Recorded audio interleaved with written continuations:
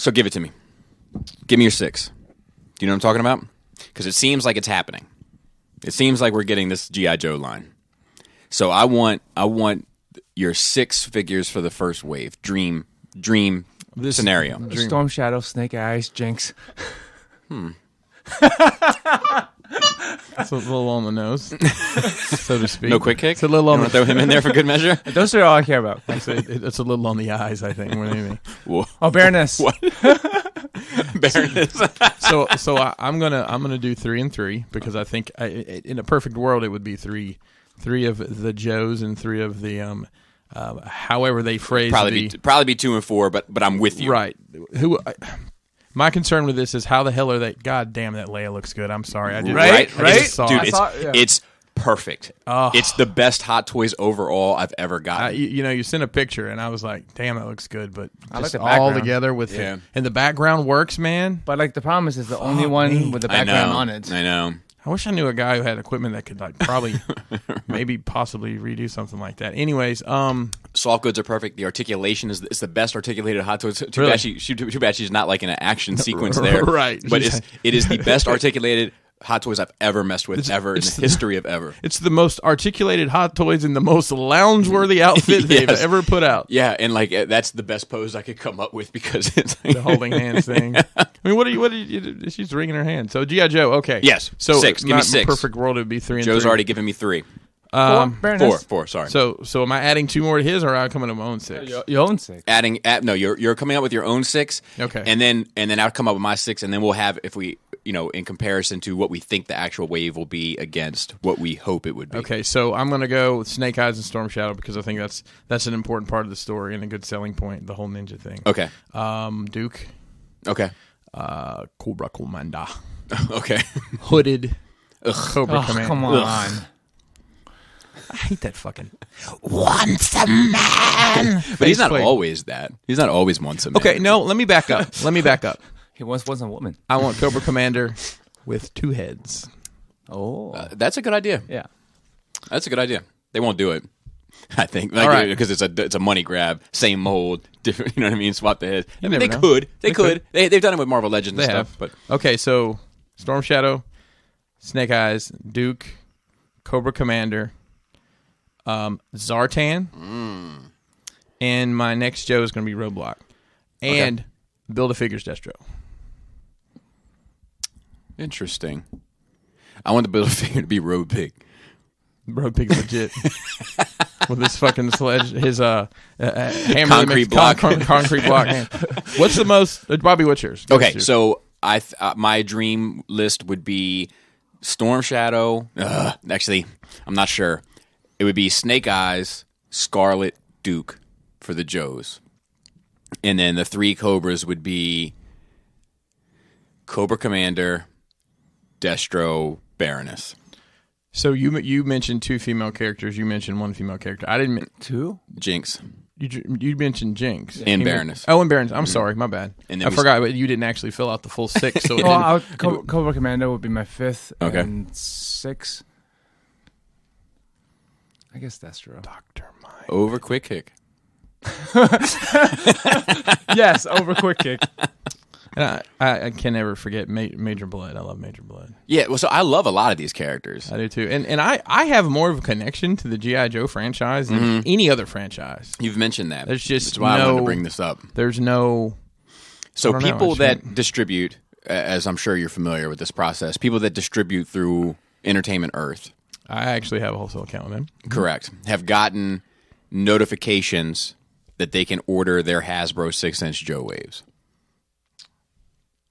Interesting.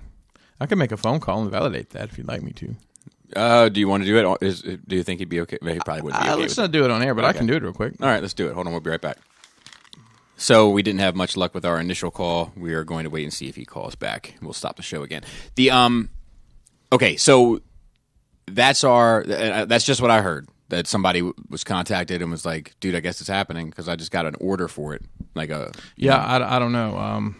I do know some inside baseball here.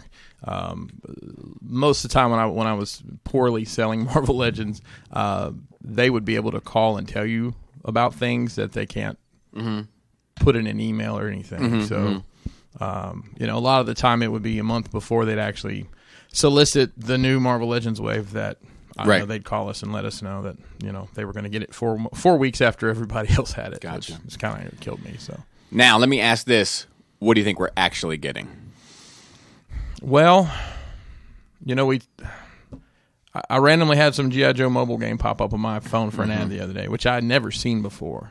It could have been out for a long time. I don't know. If someone on my feed just recently posted about it. My 2 cents is it's going to have something to do with that. Do you think that I'm okay with most of those designs because they're pretty the mobile game designs. Okay. Like outfit wise and stuff like that. Like the costumes and stuff are all sort of in the ballpark. Storm Shadow's the only one that I don't particularly care for. Looks very Assassin's Creed. What if they all look Yes. like yes. Disney Infinity characters though? Well, then I'm out, obviously. Right. Yeah. But I'm on board. Roadblock gun's a bit ridiculous. I like the costumes, but I don't like that cartoonish look. Right, of course. Right. But that's what I'm saying, like a realistic approach to that. And they could do maybe that's the Jazzwares play. Maybe Jazzwares does the cartoony stuff and that leads them to, hey, we're going to do this classic collection of these. Now, let me ask this question. How would you feel? Do you want them to be right out of the cartoon, or how would you feel if they were kind of true to the designs, but looked like they were done realistically? So like a Star Wars Rebels Black Series kind of situation, where they're taking the animated style and putting it in the real world. Yeah, I guess.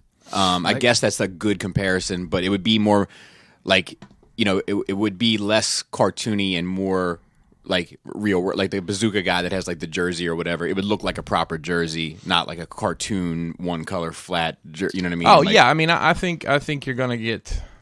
I think you may get kind of a mixture of both. Mm-hmm. I think it may be a good. Very much like how live adaptation of comic book movies or comic books, they are updated. Correct. I'd be okay with that if they were a little. I want that. I basically never want shit to walk out of the cartoon. Correct. I want it to be unmistakably the cartoon character, but I want it to look modern. Like I want it to look like these guys could go fight. Yes.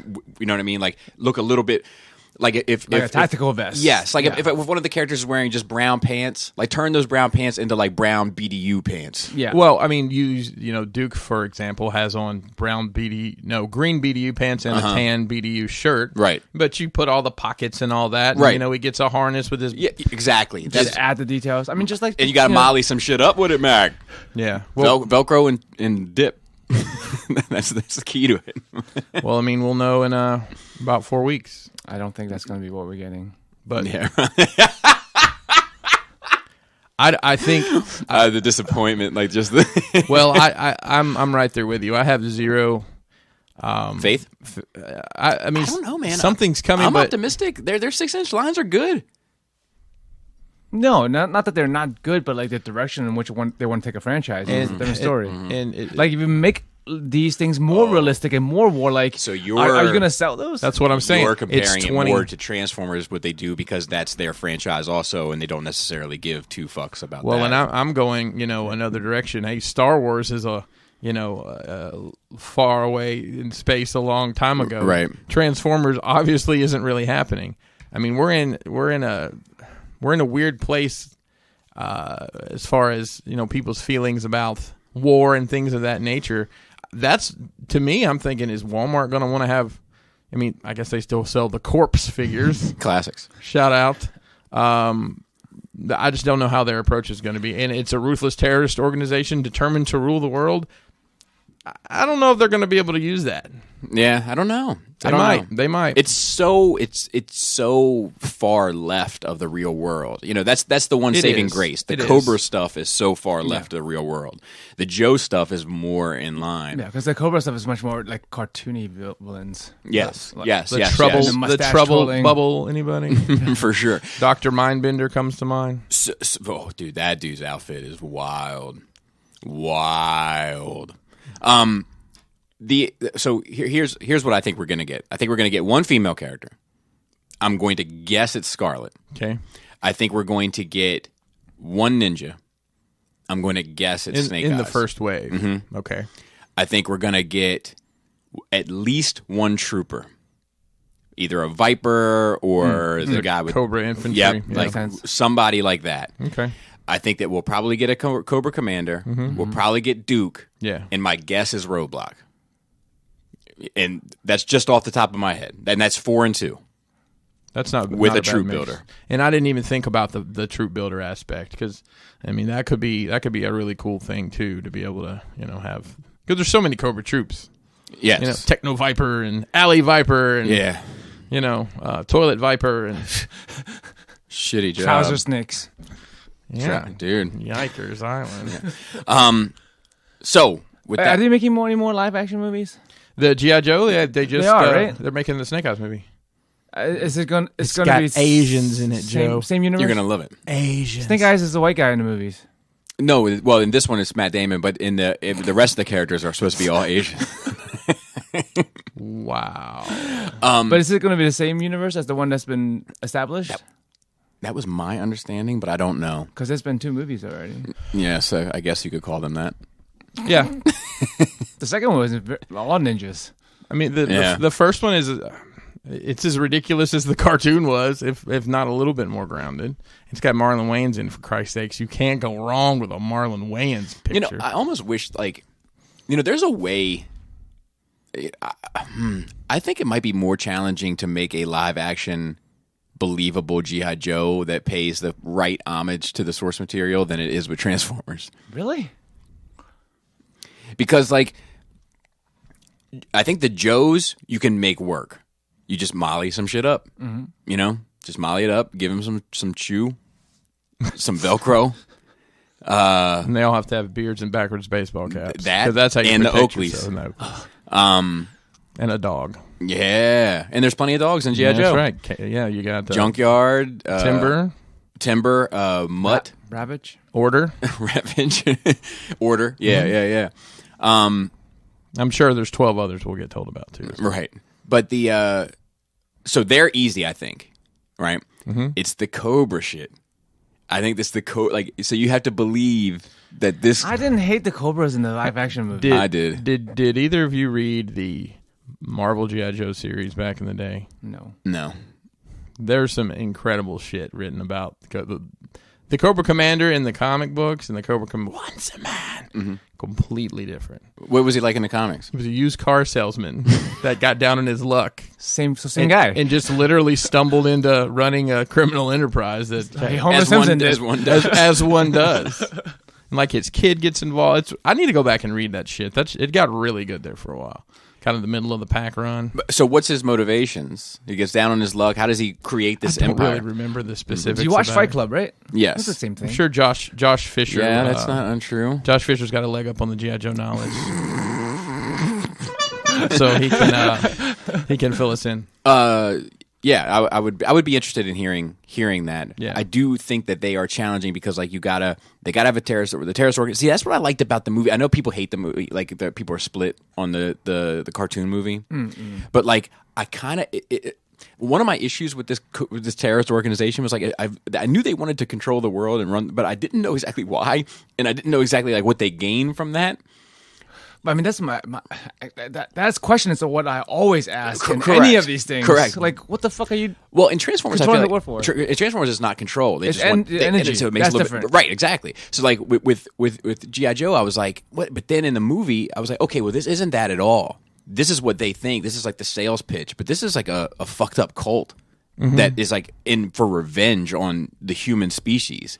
Yeah, I mean, I think that's more interesting. That is much more interesting. You could tell that movie, but it's a harder sale from a more realistic standpoint, and just have Cobra be a terror cell. Yeah, because otherwise it's sci-fi. Based. Yeah. So, but at the same time, they may want to make it sci-fi, so it's not realistic. Make it pew pew. Doom with the laser beams. Equally as good as Doom. Red lasers, blue lasers. Exactly. That's how it goes. And then ejection seats through helicopter blades. That's one of my favorites. Hey, listen, Wild Bill has lived a lot of lives. Let's just say. But I am excited about it. I am excited about the prospect of it. Because it might mean more stuff later. Yeah. If nothing else. Yeah. If it does well. It's an attempt. Whatever it is, if it does well, we can get more. I feel like it's been a dead franchise. For years. And at least it's an attempt. Yeah. So the last time we saw SDCC Dreadnought box set, I can see that. Yes. With the what was the name of their boat? Their big boat. Come on, Josh Fisher, where you at? Yeah, where's Josh Fisher? Yeah, I mean, the last time I saw G.I. Joe at retail was at Toys R Us, and it was they were in those 2-packs, and they were all over the place with the content. They did a Zombie Trooper 2-pack, and I always wanted to, and I bought some Joes. I phased them out now, but I'm excited about it. The last thing I want is something else to collect right now, but it's hard to pass that up for me. Yeah, no, I would imagine. And the diorama possibilities are endless. That's true. Yeah. Yeah. You can make anything. Business is booming. Yeah. So that's one way to say it. It has been forever since we've gotten together. Too long, in my opinion. A week and a half. Yeah, a week and a half. But we were just talking about that because I guess we were together so often there for like this little spell of time. But it is a long time because we usually see each other at least once a week, right? If not twice, right? So it just feels like it almost feels like strangers. Who are you people? Right, but is that when you sit on your hand and let it go numb before you whack it off? You know, I never tried that. I never can get the physics and timing never works. Sometimes my hand's asleep. I'm like, ooh, wait, I have people over. I've even I'll be back in a few minutes, guys. I've even tried the left-handed thing. Couldn't. Oh, switching, dude. I can switch hands and gain a stroke. What are you talking about? Dude, you're talented. I'm a left-handed stroker because I grew up with the internet with my right hand's on a mouse. You know what? So I've always stroked with my left. That's weird. I'm left-handed by nature, but I bet right-handed. Really? Mm-hmm. Wow, that's fascinating. Yeah. So we're both opposites. Both you put us together in a circle. Dude, you guys now it's going to be combiner fest. So we'll go the other way as we got coffee. Chris, how was your nerd week? Busy. So I've been my shoot job, as my wrestling fans will know what that means, has been bananas. I picked up some new territory, and it's just been crazy. A lot of opportunities with what I do, working with dealers and not those dealers, getting our product out there, and there's been some changes in some of the systems. Which has led to some conflict where people are really scrambling to fight to get some business signed up. So it's been kind of exciting, but a little stressful. I traveled up and down the road with my boss. That's why How is that? How is what? How is that? Traveling with your boss? Yeah. You're in the car together for hours on end, and there's a lot of awkward silence most of the time. But that's with anybody. I mean, you're not gonna. Right. But it's. I enjoy it because they get to see your day in the life and maybe understand what you do, and then they can hopefully chime in with some. I mean, that all depends on who your boss is, right? It does. I mean, I've had some ride-alongs with real jackasses. Yeah. My last boss was really cool. My new boss is really cool. And I was well prepared for his visit. I did a lot of prep work and everything to get it done. I remember when I first got into mopping, when I was I got all my mopping training done, and I was starting to be an official mopper. My supervisor was very safety conscious and very much about the technical aspects of the job. Don't slip and fall. Yeah. And there's strategic elements, like start at the back, work your way towards the door, all those sorts of things. And he would drill me all the time on little things, which made me a better mopper. I say that to say this: there was a trade thing that was going on, and I wanted to go because I wanted to pick up a couple things for my mopping equipment, different overalls, et cetera, coveralls rather. And did they have the Nimbus 2000 out at that time? Yes. It was a hell of a broom. Yeah. That's more of the initial attack on the layer of dirt. But yes, it's the dry attack. Correct. Before the wet stuff. Before the moisture's introduced. Yeah.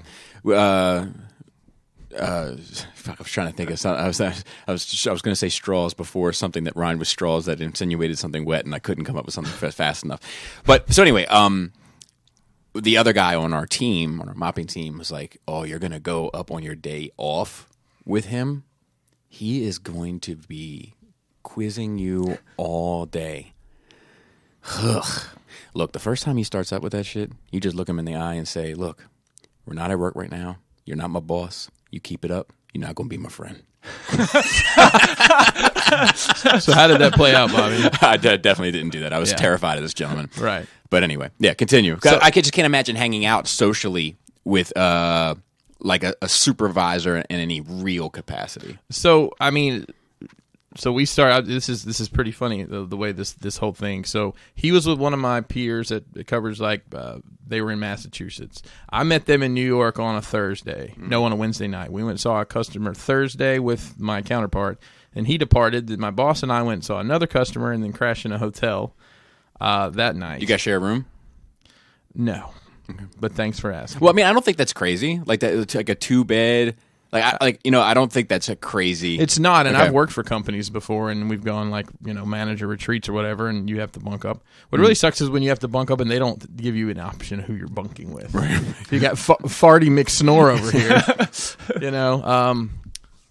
So snore some more. So he stayed in New York with his wife flew in. They had a weekend in New York. He takes the train, which he said he'll never do again, from Penn Station to D.C.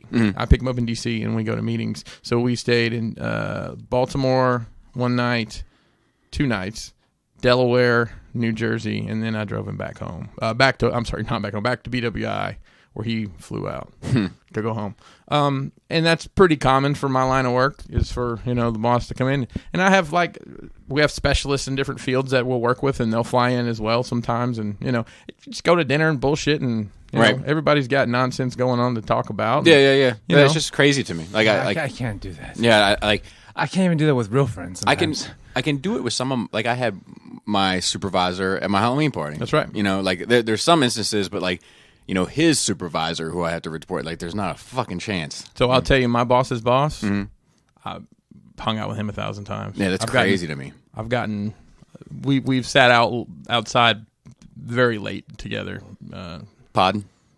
Yeah. Personal podding. No, I get it. Yeah.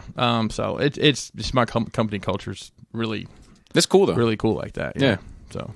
let's see. I could have used tiny Asian hands this week. Tiny Asian hands. Mason's truck was throwing some codes, and it was like it had low power, so it was going into limp mode, which means I couldn't take it anywhere to use a code reader, so I had to buy a code reader. Found out what the code is. It's one of the sensors on the top. I won't bore you with the details. I go to unplug it because supposedly you can clean it and it fixes the problem. And I think the problem actually was some creature had decided they liked the way the wires tasted and had chewed on it. So I find that out, and we go to Advance Auto to get a new one. I have to order it. Long story short, it's fixed. Okay, car's fixed. So I don't like working on cars. Nice. I despise it. And it's good that you can. You don't have to take it in and get it. I mean, this was the ability to do it is very valuable. It is. I mean, I can do a lot of shit. Dude, there's fucking people that can change tires, man. Yeah, that's true. And look, I can't get under the hood. I can't do any of that, but I can change the tire. I can check the battery. I can fluids. Right. Yeah. It's literally either one of you guys could have done what I did. And I can identify stuff now because I have my CDL and I've learned parts of the vehicle, so I can identify something. I might be able to be like, oh, well, that's the such and such. Well, and that looks fine. This is the map sensor through a code. And I ended up cleaning it and rewiring the harness when actually I had to use the closest thing to tiny Asian hands was my wife. I made her lean over because I couldn't do the wire connect with your mitts with these big meaty claws. They used to be such strong hands. This is part of the truth too. So, anyways, I was excited to get that done. Been watching The Witcher. I'm 4 episodes in. I'm really hoping this all ties together because I'm really kind of confused about some stuff. I started it as well, and I got too confused. I got to watch it now. Again. Well, Kelly, what episode? In the first, and I was just in the first episode. Well, let me ask you this. I couldn't make sense of the world I was in. Were you? I had the same. It doesn't mean it's bad, and it doesn't mean that I won't get into it. I had this.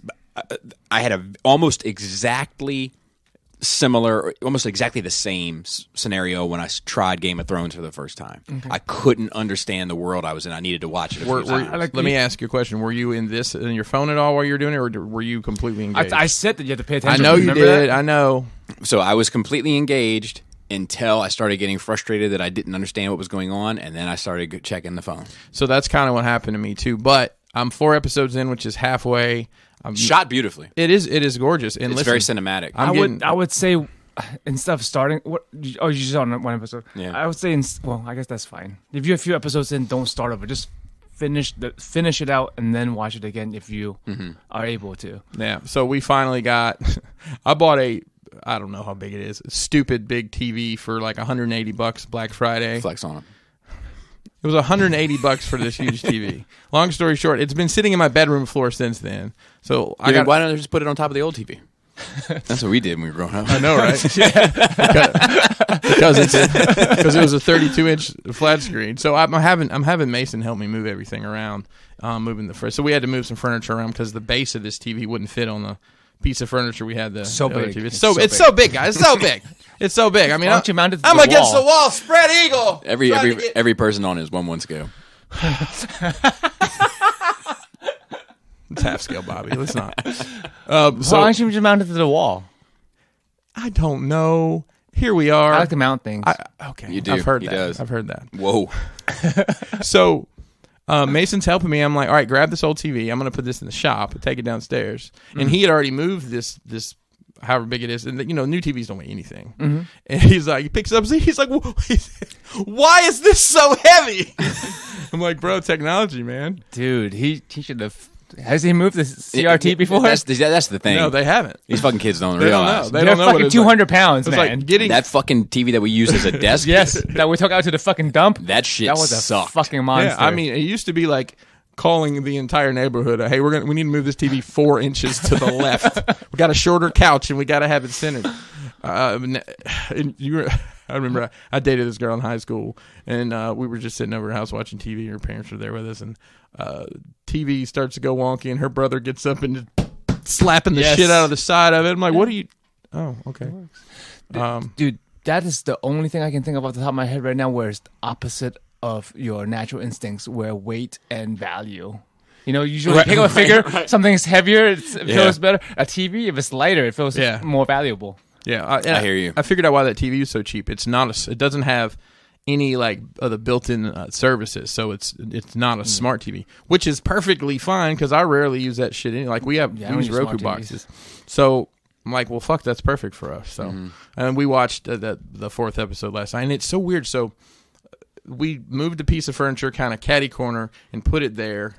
And I was arguing with Kelly. I'm like, you're cutting, that much square footage out. She's like, actually, it'll make the room look bigger. And it does. I don't know how, but with the TV there on that piece of furniture in the diagonal in the corner, it makes the room look fucking bigger. There's something beautiful. Like, I call it the broke redeco, or broke furnishing. When you take a room and you just move the furniture around, it feels like a new room. Yes. Yes. It's there's something that if it works, it's fucking amazing experience. Yeah, I mean, we're gonna redo the living room too, and Kelly's got an idea kind of built in she wants to do for that, and maybe get a new couch. Might take that one downstairs, since L-shaped couches in the basement are all the rage. Multiple. That's right. Well, I don't want to flex too hard. I might have to use the 2 couches that are down there. So who would have thought fellatio would have been such a big hit? What's that from? I'll tell you off air. I'll tell that story on Patreon too sometime. But I got you. It's fantastic. Joe, I started to watch that new Adam Sandler movie. What's it called? The Stapler. No, it's the one about Blood Diamonds. This is you're lining me up. No. You're One that Phil says to watch, right? Yeah, but what's the name of it? I can't think of the name of it. Oh, the Uncut Gems or whatever? Yeah, I was going to watch it. Okay, you did watch it. Okay. No, I didn't watch it. I found out it's about a bunch of uncircumcised Jewish dudes, and I'm just not interested. I don't think that's okay in that community, I'll be honest with you. It's a big deal. Uncut. They're all named James. No, I get it. And it's well Sorry, done. guys. But I think it's a big. I think it's like I don't think they roll that way. I have another story. I just listened to this podcast though, real quick on this Fifth Column. This Jewish lady talking about some anti-Semitism stuff, but like some of the stuff that she brings up on there is like fascinating, and some of the times where she's been, and she was talking about. It's not really worth getting into a whole lot, but she was talking about like the plight that Jewish people find themselves in, where the extreme right tends to pick on them for extreme right reasons, you know, like whether it be like, you know, just flat out I hate Jews type stuff, or like, you know, the banking element of it, or, you know, all of that, like stereotypes, whatever the case may be, happens from the right. She's like, but on the left we get it too with the Palestinian stuff and all that. So like we kind of find ourselves trying to find a lane. It was fascinating to hear her perspective as like, you know, looking for a home. You know, like it was good stuff. I recommend everybody give it a shot. Not to stay on that subject, but I'm going to. The night we were in Long Island, actually, pretty close to where Energon Addict lives, and we were looking for a place to eat. And I was just Googling. I said, "Well, here's a pizza place." So we go to the pizza place. We sit down, and look around, and everybody's got on yarmulkes. The entire restaurant, except for me and my boss, who's as tall as me but about half my size. Getting some pretty peculiar looks. Nothing like, you know, nobody's gawking at us. It was a little uncomfortable after a while. And then after we ate, we looked at the menu. What Joe talks about. We looked at the menu and said, it's a pescatarian menu. There was fish, and that's it. So we ate vegetarian, didn't even really realize it. Wow. We had pizza and salad. But after we left, we walked out and like, I was looking at the other businesses, and, you know, the guys coming out. There's something you see in New York. It's the hipster Jewish guys. So they've got on like the skinny sweatpants and sneakers, and they got their beards and their yarmulkes, but they look like they're up to no good. I don't know if they are or not. They're hanging out in the corner, you know. This was that neighborhood. The dynamics of Brooklyn have changed. Well, this isn't Brooklyn. This is Long Island. Oh. Yeah, well, when you said that, the hipsters and all that, I just instantly go to Brooklyn now. Yeah. But like the dynamics of that place have drastically changed over the past 10, 15 years. And I've talked to Energon Addict since then, and I forgot to mention that. He'll probably be like, "Bro, you shouldn't have been there, bro." But that was fun. Finished up the Mythic Hall diorama. Yeah, that was fucking great. Thank you. My wife did an incredible amazing, job man. on the finishes on that. So that's it really is. I said it might be my favorite piece of yours. It really, just from the outside looking in, without seeing it in person finished, but from the video and the pictures, it really does seem like the culmination of your efforts kind of meeting at one focal point.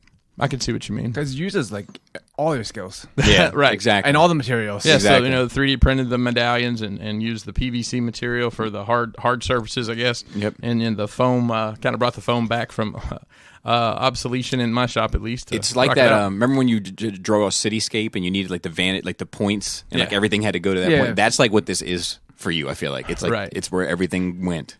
I get it. It's great. Speaking of foam, that's what I forgot to bring you. Oh, that's all right. The giant stack of foam I've been tripping over to bring to you. That's all right. As long as you know who. Don't Oh, yeah. Ixnay on the Omfay. I got the McFarlane Batman figure, which Bobby is going to take a look at. I'm anxious. Bless you all to see that. And it's funny. There's a really weird. I don't know if you look the. Hang on, I'm going to grab it. I'll show it to you. It doesn't. I'll be honest. The first impressions of it weren't as terrible as I was expecting.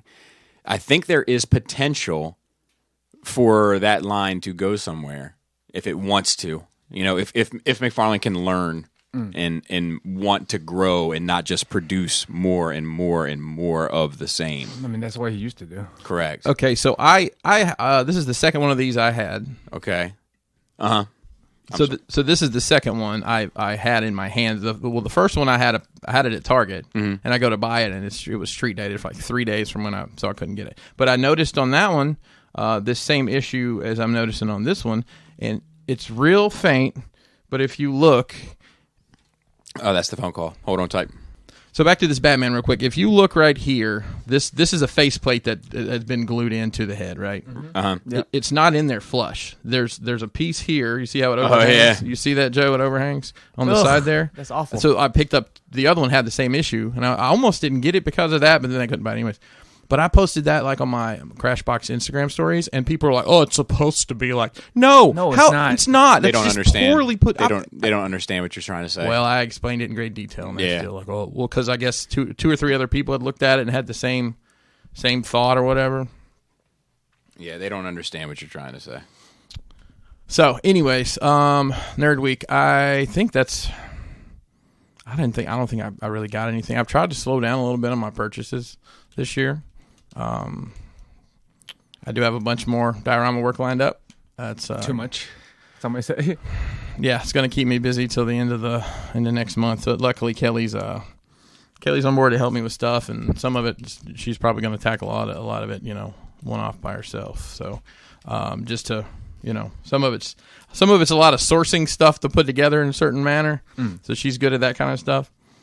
So I think that's really it, Nerd Week. I'm sure I'll think of some other stuff, but just working a lot for sure.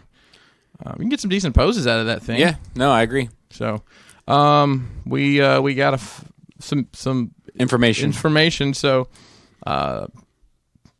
let's see. Let's review our guesses for this again. I'm just curious because I have the case assortment for G.I. Joe. So tell me, Bobby, what was yours? My guess was Scarlet, Duke, Roadblock, a troop builder for Cobra, Snake Eyes, and Cobra Commander. And his was all the Asian people, and that was my wish list. That was his wish list. I didn't have a. And I said, guess. You said 3 and 3. You said Zartan. No, that was your wish list. You said. I said Duke and Roadblock, Snake Eyes, and Storm Shadow. And Cobra Commander. And you said Destro was the Build-A-Figure. Zartan would have been the last one. So here's the case assortment. So it's Snake Eyes. We both got that one right. Roadblock. We both got that one right.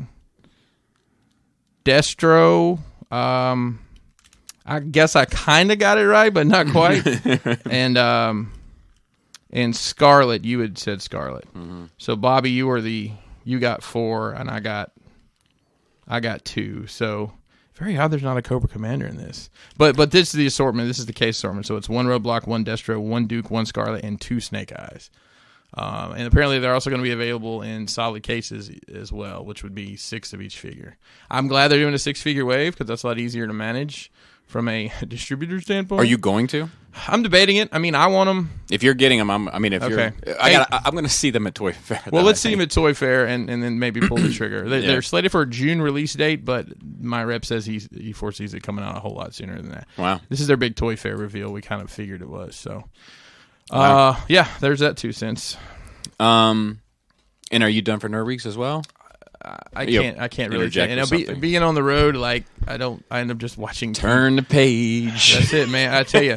So I play some games with these hotel points. So you get a certain number of nights or a certain amount of stays get you your status, and your status gets you like double hotel points and room upgrades and stuff. So you can stay the nights, and it takes a lot longer, but the stays is always about half. So I'm literally turning the page because I'm in a different hotel every night because it's a stay. Plus, the hotel chain I stay with has a 4 times points promotion, so no big deal. I've been balling on some points. So. Nice. Yep, that's it. What about you, Yosef? I think this is a fit and finish problem. The face is too wide for the head. Yeah, when they put it on, they line it up the left side of the face and then glued it down, and it being too wide, that's why the right side sticks out. Yeah, I agree. So that's poor manufacturing or assembly, molding, or it's not assembly, because even if he centered it, it would stick out on both sides a little bit at that point. Right. Yeah. Let's see. I've caught up to 2 of the animes I was watching, Dr. Stone and Fire Force. Both great. Fire Force are the firemen, and that fights the fire demons. Yeah. There's the regular firemen, and then there's the Fire Force that fights the fire demons. Yeah. You got the regular firemen for the standard fire. When you get the fire demons, that's when you Yep. bring in the big boys. I get it. Yep. No, I'm on board. Is Charmander a fire demon from Pokemon? No, he's a fire monster. Yeah, that's different. It's different than a demon. Yeah. Gotcha. And Dr. Stone's all the sciences, which I love. Let's see. But I went to sign some papers for my house this morning. So Whoop, whoop. By this time tomorrow, if all goes well, then I'll finally get rid of that house. I'm not saying anything about it. You'll get a congratulatory text from me once it's all said and done. Once the check clears. Yeah, once the check clears. Tomorrow afternoon or Monday. Let's see. I had a D&D group going for a while. Yeah, so but you guys have met for years, right? No, like for like a year. It was just a year. I don't know. I had the impression that it was like one other couple that you guys, or one other dude, you guys met like every Sunday. Yeah, well, every other Sunday for 4 years, but like we haven't done it for like a year because like his dad died. Okay. And he a year and a few months ago, and he's been taking care of the estates, and he's God almost done with that. God bless the dead. So he came over this past Sunday, and we played Dark Souls, the board game. Fucking love it. Was it good? Yeah, it's almost like D&D. Complicated. Yeah, if you say it's almost like D&D, it's got to be complicated. No, much simpler than D&D. It's just hard. Like the game, like the video game. The video game is one of the hardest games ever. But that's a campaign mode, so it's like D&D on easy mode. Like you don't need a storyline or anything. You keep playing, and he has like 10 expansions, so you can just play forever. Nice. I was and the miniatures look great. I played Boggle recently. Boggle. You done with No, not done. Just needed a switch. Blockus. Hey, speak of the devil. I was just getting ready to tell him how you washed me in Boggle recently, which was strange to me. Why is it strange? Because I usually win at Boggle, but she washed me. You've been focused too much on Blocku. Yeah. But I washed her in Boggle. I mean, Blocku. All right, Blockus. Did you guys see there's a new version of Monopoly? It's like the longest Monopoly ever. Yeah. That's going to end some families. Yep, that's going to be like dynasties are going to fall because of that game. There will be inheritances lost in real life over the hatred that generates. No, I like Monopoly. It's fun to watch. I've watched the video game Monopoly. Is cool because like they got the animated cars and like the buildings build up when you put houses on them and shit. I like it. And I've been working on this cosplay project that I've been really into because like it's just nice to make stuff again. Is that what I helped you with? Yeah. Oh, and I didn't tell that story. That was a pretty cool story about helping you from your scratch build stuff to making it on the machine. Yeah, so that was a cool process. I didn't take a fucking picture. Take a picture of those side by side if you think about it. Okay. Because I forgot to do it. So like I spent all this time like hand building this item. I don't hard to describe. It's like, it's a hand guard to a katana. It's very very specific shape. So like measured everything, cut everything straight, and to build this fucking thing. I can't believe I didn't take a picture of that. And then he just fucking went and cut on his machine. Well, that's not that easy. Dude, it took me hours to make it exact. Like, right, but I sat there. Exact angles, like fucking exact cutting, everything by hand. Like, I enjoy the craftsmanship part of it that, like, I can make something like that, but then it's like, it's a fucking waste of time. Like, why the fuck did I spend all the time to do this? I don't know. And I'll be honest, I was impressed that we got that close. Like, the one you scratch build and the one we made in the machine, it was like... It was very close. It was very close dimension-wise. And then, and less than half the time. Yeah. Oh, absolutely, yeah. And then he had hand-drawn this fire logo that we scanned in, and I imported into the software, and I made him that one too. And I'm anxious to see how those come out. Yeah. I think that's cool. So, is this for you or Krista? Both. It's two. It's two. You guys are working on a couple's... you guys are working on costumes simultaneously. Yes. Okay. Yeah. So like I'm making the swords for each of us. Each of us has a sword. So I bought a Balkan, like a wood, one of those wood katanas with a sheath. A Boken. Yes. I have one. Oh, nice. Do you need a guard for it? Because I know a guy. No. I don't even have it anymore. But my guard did break.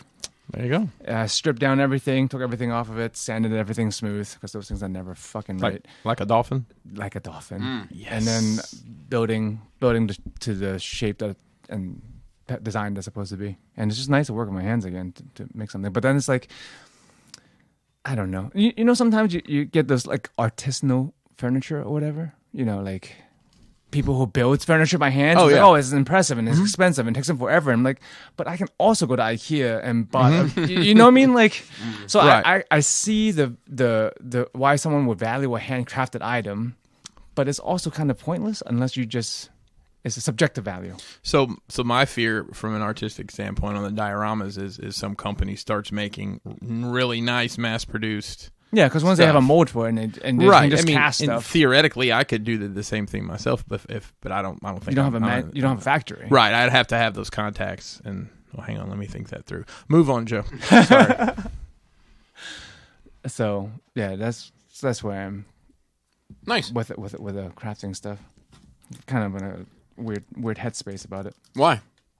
Just like It's so easy to buy something. Though so easy to buy something, yeah, or just because cosplay is so popular now, right? There's lots of company that factory makes stuff, or a lot of commissioners that makes large batches of stuff, and it's like it makes me almost obsolete. Maybe not.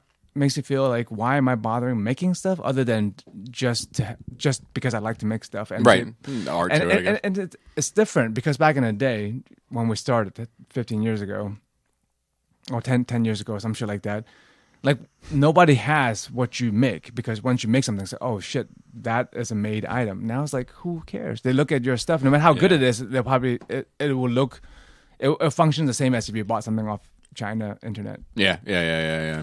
I mean, you can take a lot of existing items and you know, whether you're adding something as simple as a dry brush, and white, of course, or, you know, repainting it completely and making it your own. I think a lot of stuff can be purchased, but I think that you're never going to get a production piece from someone else that's going to make you happy, in my opinion. Something custom like that. Yeah, for me, yeah, I'm happy. I like having items I made, but just for the general discussion of the purpose of the item, or how it's viewed or valued, I feel like it's greatly diminished. Like the amount of time I spend on something, it means nothing. I think it could be the same sort of thing could be applied to, you know, the people like myself that are doing dioramas and, you know, with foam and blades, and then, you know, people come in with CNC routers and fucking change the dynamics basically, of it. yeah. Like something I have to hand design and measure out for hours. Right. But I've always said this, so I'll take this back. Like when my father and I were selling our metal shaping equipment, everything that those machines do, you could do by hand. And I always tell people, it's very important for you to understand how this works by hand to appreciate what this machine is doing for you. And I take the same look at the approach I have to, you know, the diorama, display, whatever stuff I'm building, because all that can be done by hand, and I've done a lot of it by hand. Well, those columns for this last thing, there's no way I could have done it by hand. I mean, I could have cut it out and laid it over and glued it together. Yeah, it's like it can be done. I've just found out a faster way to skin an alligator. There's no reason to do it by hand, right? Especially my hands are all jacked up, anyways. Yeah, so that's what I'm like. Why am I still making things by hand? Like it makes me not want to. It takes some of the satisfaction away from me making things. So I've ruined it for you? Is that what no, not you. Just the world. Sorry, Joe. No, the world's moved on. Is what it is. It is. I'm in the past still. Yeah, but like I understand. Dude, you gonna pick up some Blu-rays and shit? Some Blu-rays. We could be Blu Ray Buds. HD. No, Joe's on HD. You don't want to be my Blu Ray Bud, man? I'm just streaming, bro. Streaming straight from the air. Joe has all satellites. Joe has all 200 HD DVDs there are. Yeah. Man, I need a Blu Ray Bud.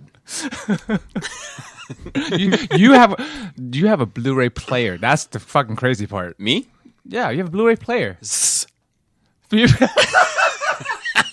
I mean, listen, I've got. Yes, Blu-ray players. I've got two of them, but I am so lazy. No, listen, dude, I've had them for a long time.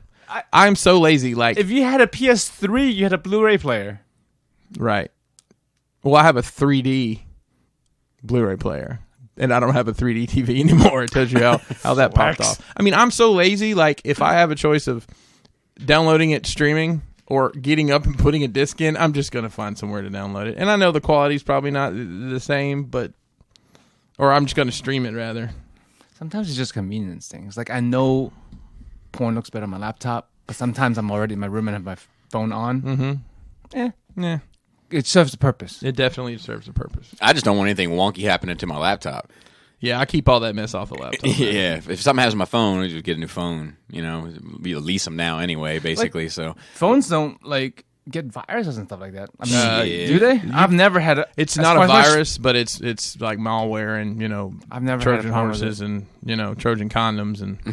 Not on the porn I watch. Bro, totally off the subject. Have you guys seen the commercials for this new? You probably haven't because I don't watch TV.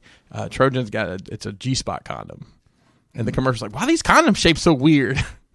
I guess it's got some sort of hook. Some of us have a natural hook, but I thought we all curve up like that. I mean, Well, not all the way. Not like that. Not a hard hook. No. Not like a upside down. What's his face's nose from? You could use mine to make sure your picture frames are straight. Fair. That's fair. What the fuck is that guy's name? That blue guy with the nose. Squidward? From SpongeBob? No, Is from that a what you're talking cartoon. Muppet Babies, maybe? Gonzo. Gonzo, yeah. Actually, upside down Gonzo nose. I think Alex Trebek would also take Squidward for that. By the way, sidebar, I watched the Grand Champion Jeopardy of like the top 3 guys ever, and it was interesting. I actually knew some of the questions that they didn't know, but the ones that they did know, I normally didn't. And they're just like, what is black? New subject. What is black? And like the Ken Jennings dude was like, bang, bang, bang, bang, bang. He made like 20 grand in no time. It was crazy. Like crazy. there was That's who won. but Jeopardy and Wheel of Fortune back to back. I used to watch when I was I watch did too. both. I did too. Everybody. then when 7 and 7:30. Yep. But then like I stopped watching Jeopardy. I'm like, I don't know what any of this shit is. I don't even know what the question means. Right. I wouldn't know how to start my question. Yeah. Who is? Yo, Norm Macdonald as Burt Reynolds on. Oh, it's the best. Oh my Yeah. God. That's great shit. I'm sorry, Joe. Please continue. And of course, Sean Connery. Oh yeah. Classic. I think that's it. Oh, I started rewatching season 3 of Haiku, the volleyball thing, just to finish. Caillou? Haiku. I hate that little shit. Your kids ever watch Caillou? I don't think so. But haiku. Kailou. It's how it's spelled, but it's pronounced Caillou. Oh, I didn't know that. It's trash. It's like Dora's cousin or some shit, right? I don't know. No? It's a ball headed kid. Haiku's a poem, though, I right? don't like it. Depends on how you spell it. Fair enough. 575, right? The syllables. Fuck if I know. I'm not writing one. They're fun to write actually, because you have so limited. They just end up being ridiculous most of the time. Economy of words, economy of feelings. Yeah. It's an art. No, for sure. For sure, it's an art, but yeah, I'm good.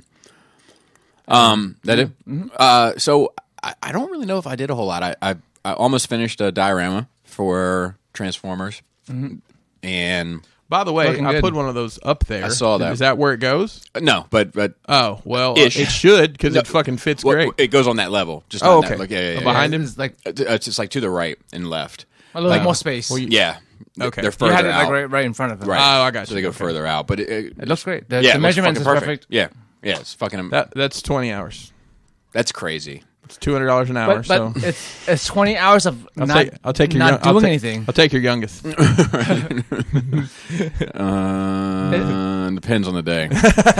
That's another weird thing with this stuff, right? So those columns, I could make by hand 20 hours. I could make those by hand in 20 hours.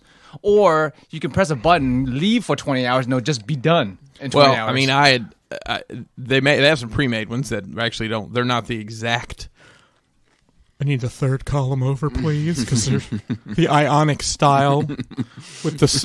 I did say that. with the double. I didn't say ionic style. I don't even know what that means. But Well, I did if say, you look at the bottom of them, it actually had part of the program. they Right, because there's 4 different types. But that was a good file, so thank you. I will probably use that something in the future. But I mean, like in my mind, I would have made those out of a corrugated cardboard and some like a tube, a paper towel tube, and built the top and bottom. But we have 3D printers now. yeah, so. and they'd have been huge. It could have been an issue. You know. Yeah. So yeah, no, I'm appreciative. I do. So I was like, look at me. I feel guilty. I hate asking anybody for anything. I feel terrible about it. I always feel like I'm the biggest inconvenience in the fucking world. Like I hate it. I mean, Bobby, I just want to be clear. I didn't sit there and watch it for 20 hours. No, of course not. But I just turned it on and walked away. But I'm like, man, Exactly. He probably wanted to print some shit, you know, like I'm fucking his shit up. But so I was like, man, let me buy you a spool of plastic. I don't know how it works. Filament. Oh, let me. I'm definitely not saying that. I don't like that. Okay, But PLA. PLA. Let me buy you a PLA, and then you hit me back. You're like, all right, I'll get you a link, And I forgot. which is fine. I'll whenever you get to it, it's fine. Also, it doesn't matter, but whatever. But when you said I'll get you a link, I thought you were fucking with me at first because it's a very crisp "I'm gonna fuck with you" type of response. Okay. Like, yeah, no, don't worry, I'll Google it for you and Yeah. I'll get you the link. Well, I mean, and I was like, dude, I don't know what type of plastic this shit No, is. I I'll buy know. you. There's a lot of different kinds. Yeah, There's a lot of different kinds. yeah. he bought me a fucking spool 18 gauge wire or some shit. They do print metal nowadays. Yeah. Kelly did get some. She just bought some shit off Amazon. She bought some like clear glow in the dark shit just to print some shit, see what it's like. And there's this crazy one. It's metallic rainbow. I'm interested to see how that prints. Well, I was going to say, when are you? But assuming you haven't done so already, print out a dodo? No, just a fun rainbow-colored metallic dodo. I think the wood ones are better. Oh, the hand-carved one? Mm-hmm. Yeah, that just takes paint you it. hours. We're just talking about this. You don't need to craft dildos anymore. You can just print dildos. You guys want to keep it old school? Listen, man, I have mold making material. They It's not a big print deal. silicone now and stuff too. You can probably make a pocket rocket. Speaking of which, I might want to talk to you about some mold making opportunities because I'm really bad at it. Okay, I got little Asian hands. Exactly. Are you trying to start a factory for real? And we gotta. That's gonna be my new. I'm not Uncle Dolphin anymore. I'm Joe. Little Asian hands, KW. There you go. Sometime after February, we're gonna have it's gonna be Brofest work day, and we're gonna clean out my garage and build some benches so we can set up all this shit out in the garage. I guess you didn't know what they were when you were last visiting my workshop, but now you might know the materials. But I have like buckets of mold making material. I didn't know you had that much. I mean, I buy the sample stuff. Smooth on is a great. Yeah, that's why. That's what But I open it and use it once, and then like forget about it for months, and go back and like, okay, well that's dumb. I'm throw this away. So I'll just use yours when I need. Speaking of which, my lacquer arrived to taking apart the airbrush. Yeah. So if you guys could throw me a couple minutes after the show. It's lacquer thinner, by the way. Well, yeah. Lacquer is paint, so which you can spray lacquer. You just make sure you clean the gun very good after. Look, I call fulfillment fucking fools, and fulfillment. and I'm calling lacquer thinner lacquer today. I think he's thinking the filament starts with a P because it's PLA, so it must be. That's exactly it. Maryland Puffil. Yeah.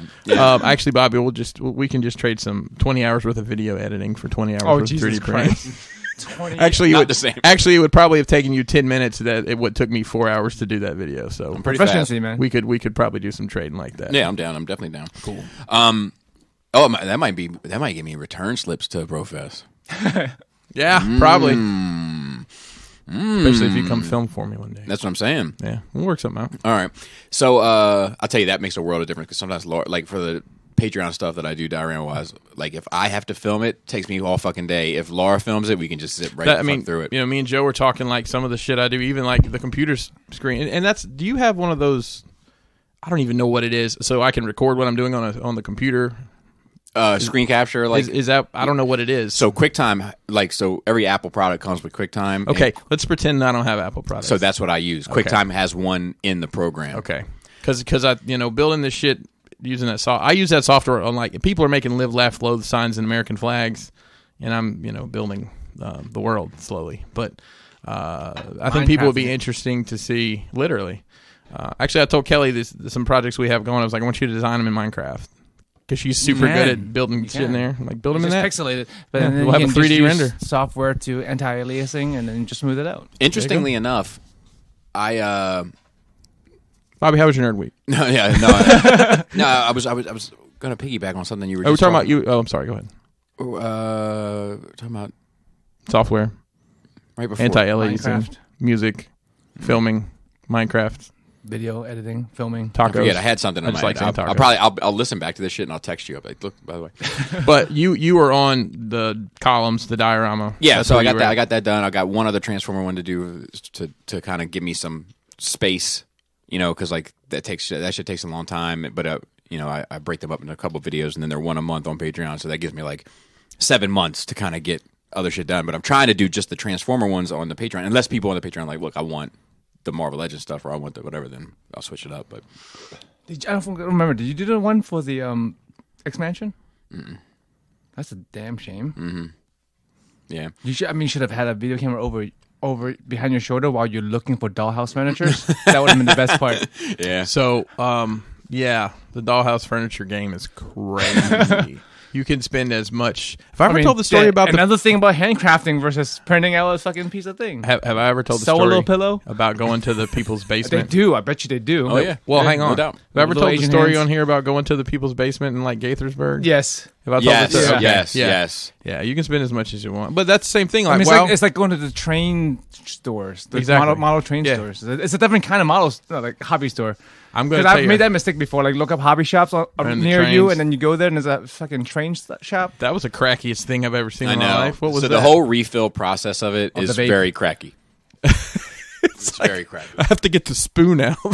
Yeah. Well, there's 2 model railroad stores in Mount Airy, Maryland, which is crazy. There's 2. The Toy Exchange, which is half trains. Yeah. And then there's another one downtown, and I went in the other one. I've only been in there once, and it's Different like they vibes.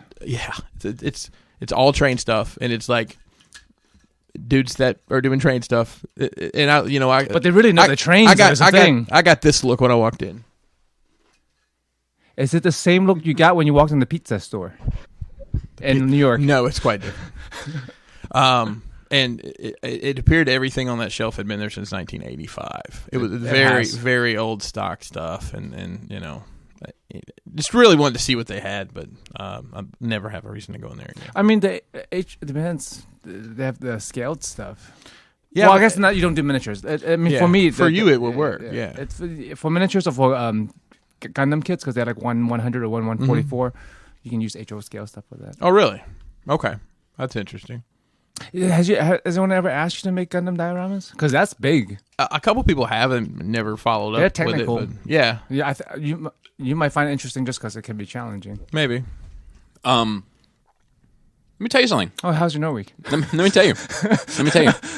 It's a me and Chris show today. Yeah. Oh man, might as well record Bobby it. just enjoyed a delicious looking turkey sandwich. So. Yeah, so I hadn't eaten all day, and because we were out of food, and Laura just got back from the grocery store.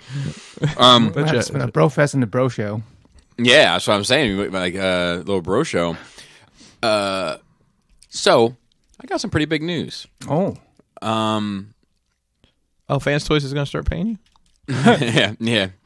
I had somebody come over to my basement this week and take a look at the area where the love seat is. Okay. And I told him what I want. Perfect world scenario. Mm-hmm. And he said, came over today and he's like, I can do it. Mm. So let me tell you what it's going to be. 2 Billies, white. 2 little, short, white Billies. Mm-hmm. Like these that are in here? No, like these that are half height. Okay. Short, not skinny. Correct. On top of it. So we're talking about like where Pikachu is, like that high? Okay. Yep. On top of it. And they're back to back? Is that how they're? They're going to be next to each other. Okay. On top of it is going to be the Cantina bar. Like that's going to be the top of the bar. It's going to look like the Cantina. That's cool. So this one person's going to do all that work for you? Mm-hmm. It's a contractor guy? Yeah, so he's got a business, like he does like custom furniture and stuff. And he was like, "Look, man, I'll do it for materials for you, and if you want to make a video about it, that would be appreciative." And I was like, just plug them? "Say less." Is it friend? Say less. Friend or just acquaintance? Acquaintance. Mopping acquaintance? Mm-hmm. Huh, that's interesting. Yeah, so it's like he came over, did his measurements. He's going to get back to me. The one thing he's looking for is the right material to do like the bumpers of the top of the Cantina bar.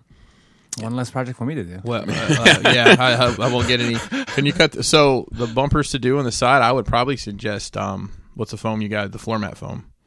You'd have to cover it with something, but what's that stuff called? I don't know. You know what I'm talking about. I know what you're talking the about. Stuff you guys make armor and shit Yeah, out of, the cosplay guys. Yeah.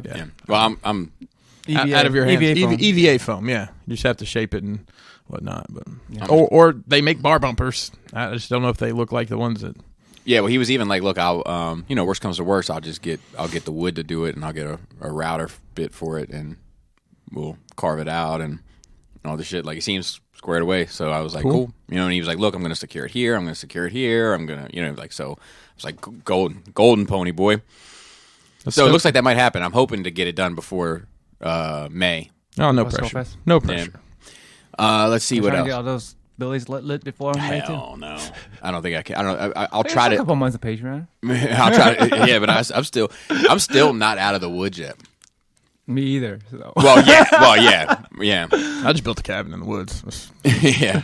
Let's see what else. I didn't really do a whole lot. I mean, videos and stuff, and it's kind of it's just for me. It's just been getting back in the groove of Yeah, I had a lot of time off for the holidays. I know you did too, Bobby. And, Joe actually had a week off, right? Almost. You worked one day that week, right? Yeah, I had 3 days off. Yeah. Oh. Sorry, I had like 15 days off. 3 days is a lot for me. Like Yeah? because the next month, for the next 4 weeks, I'm gonna have 1, maybe 2 days off. It's gonna be a lot. There's more. going to be some weekend recording up in there. Yeah, at least a couple of times, right? Yeah, we'll have to. We can sort it out. We always do. We always come through for you people. Yeah. And you try to watch what you, like I said, if you the second time you start, like even if you don't understand, just keep going because they revisit these events and they explain more. Right. throughout. I tried to watch. I watched Sex Explained on Netflix. It's like Yeah. So the first episode is great, and the rest of it is like sex ed. I was like, no thanks. Sex ed. Yeah, like the first episode is about like for. Yeah, exactly. Like the first episode was about like fantasies and stuff like that. It was like interesting That stuff. should be the last episode. Yeah, It was and sex I'll ed. tell you, there's about 3 different types, like the 3 most popular types of fantasies, and that were polled, by people. Like one was BDSM. Yeah, that's standard. That's not even like really crazy nowadays. Yeah, BDSM, some form of orgy, and and there was one other one. Furries. Yeah, furries. So it sounds like this is a modern redo of real sex. Well, it's That not. was freaky. It's not. That was different. That was talking to like random people on the street. But they also went to the real places on real sex. Like they would go to like swingers clubs or they would go to these retreats. So these are just interviewing people, talking to No, people. this is like a documentary almost. Oh, okay. But then they but those 3 episodes, those 3 fantasy things should have been 3 episodes on each. I got you. But then after that, it was all like The penis goes in here. Yeah, I mean, basically, it was how to get pregnant. What? Okay, but who is this for? Exactly. I think Because that's weird that the first episode is that. Right. It's And fine then if it's sex ed, but that should be the last episode to talk about fantasies. Yeah, well, I think Like, that, know how they're that shit 2 works? separate shows. To be honest with you. It's like learn the basics before you go walk before you run. Yeah. So that was a bit of a bummer because there was a fair amount of time invested into that. But like before, I was like, wait, are they all like this? When are we going to get back to the first episode stuff? That's how they get. That's why they put it in front. Yeah, to get you. I started watching Curb Your Enthusiasm's new season. Oh, I didn't even know there was more seasons. Just started this Sunday. So guess what he opens with? What's that? Somebody wishing him a happy new year 2 weeks after the new year. Nice. I'm telling you, man, this guy is he's my spirit animal. So you're not a big fan of that?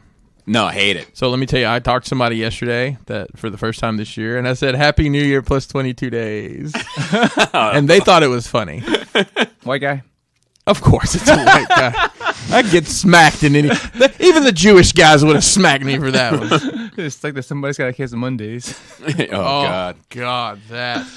But yeah, it seems like it's going to start strong. I mean, he's fucking great.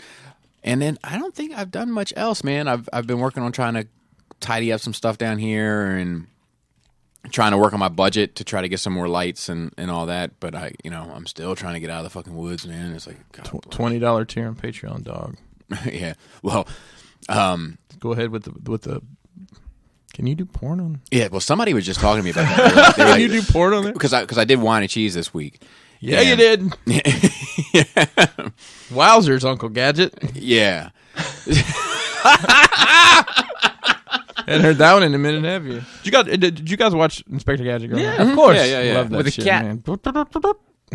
So, but like it's become like a favorite on that Patreon shit. So like, and Laura and I enjoy doing it, and it's like like we are getting into good places with it, and it's just an enjoyable thing to do. I'm gonna be honest with you. I listened to it at 1.5 speed and skipped the songs because they sound really weird like that. But I did listen to. I do want to watch that B2K thing. Oh yeah, because I've always liked that song, Really? and now I'm like, what? No, not the song, but you want to watch the B2K? There's an interview with. I know, but like, do you care about B2K? Well, Bobby drama? made it. Was a pretty interesting Bobby story. sold it. Yeah, it's a pretty interesting story. Like not for nothing, because like after it happened, like there was like cheating and stuff with people's girlfriends. I'm telling the listeners, like they continue to go on tour and shit. Like like that. That's just Work is work. right. But I thought there was some like touching little boys mess going on when they were kids. No, when they were when they were kids. That I don't know. They about were either. like, what was that guy that kind of started all those? The guy who started Lou Pearlman, I think was his name. He started NSYNC. He started Backstreet. He started B2K and something else too. And I don't know. Maybe I'm getting my wires crossed here. I don't know. A lot of that going around, I feel like, these days. But let's see. So yeah, so we did that, and got some got to some good places on that, and there was people on there. The reason why I brought that up, they were like, listened to it and contacted me, and they were like, "Dude, just start doing a fucking porn thing at $100 and see who's really in." Yeah. or maybe it's just do a watch along, yeah. Because that's definitely Patreon girls that do like nudes on Patreon. Depends on what tier you do. So like that's close enough. Yeah, but I would want to do like, look, try this.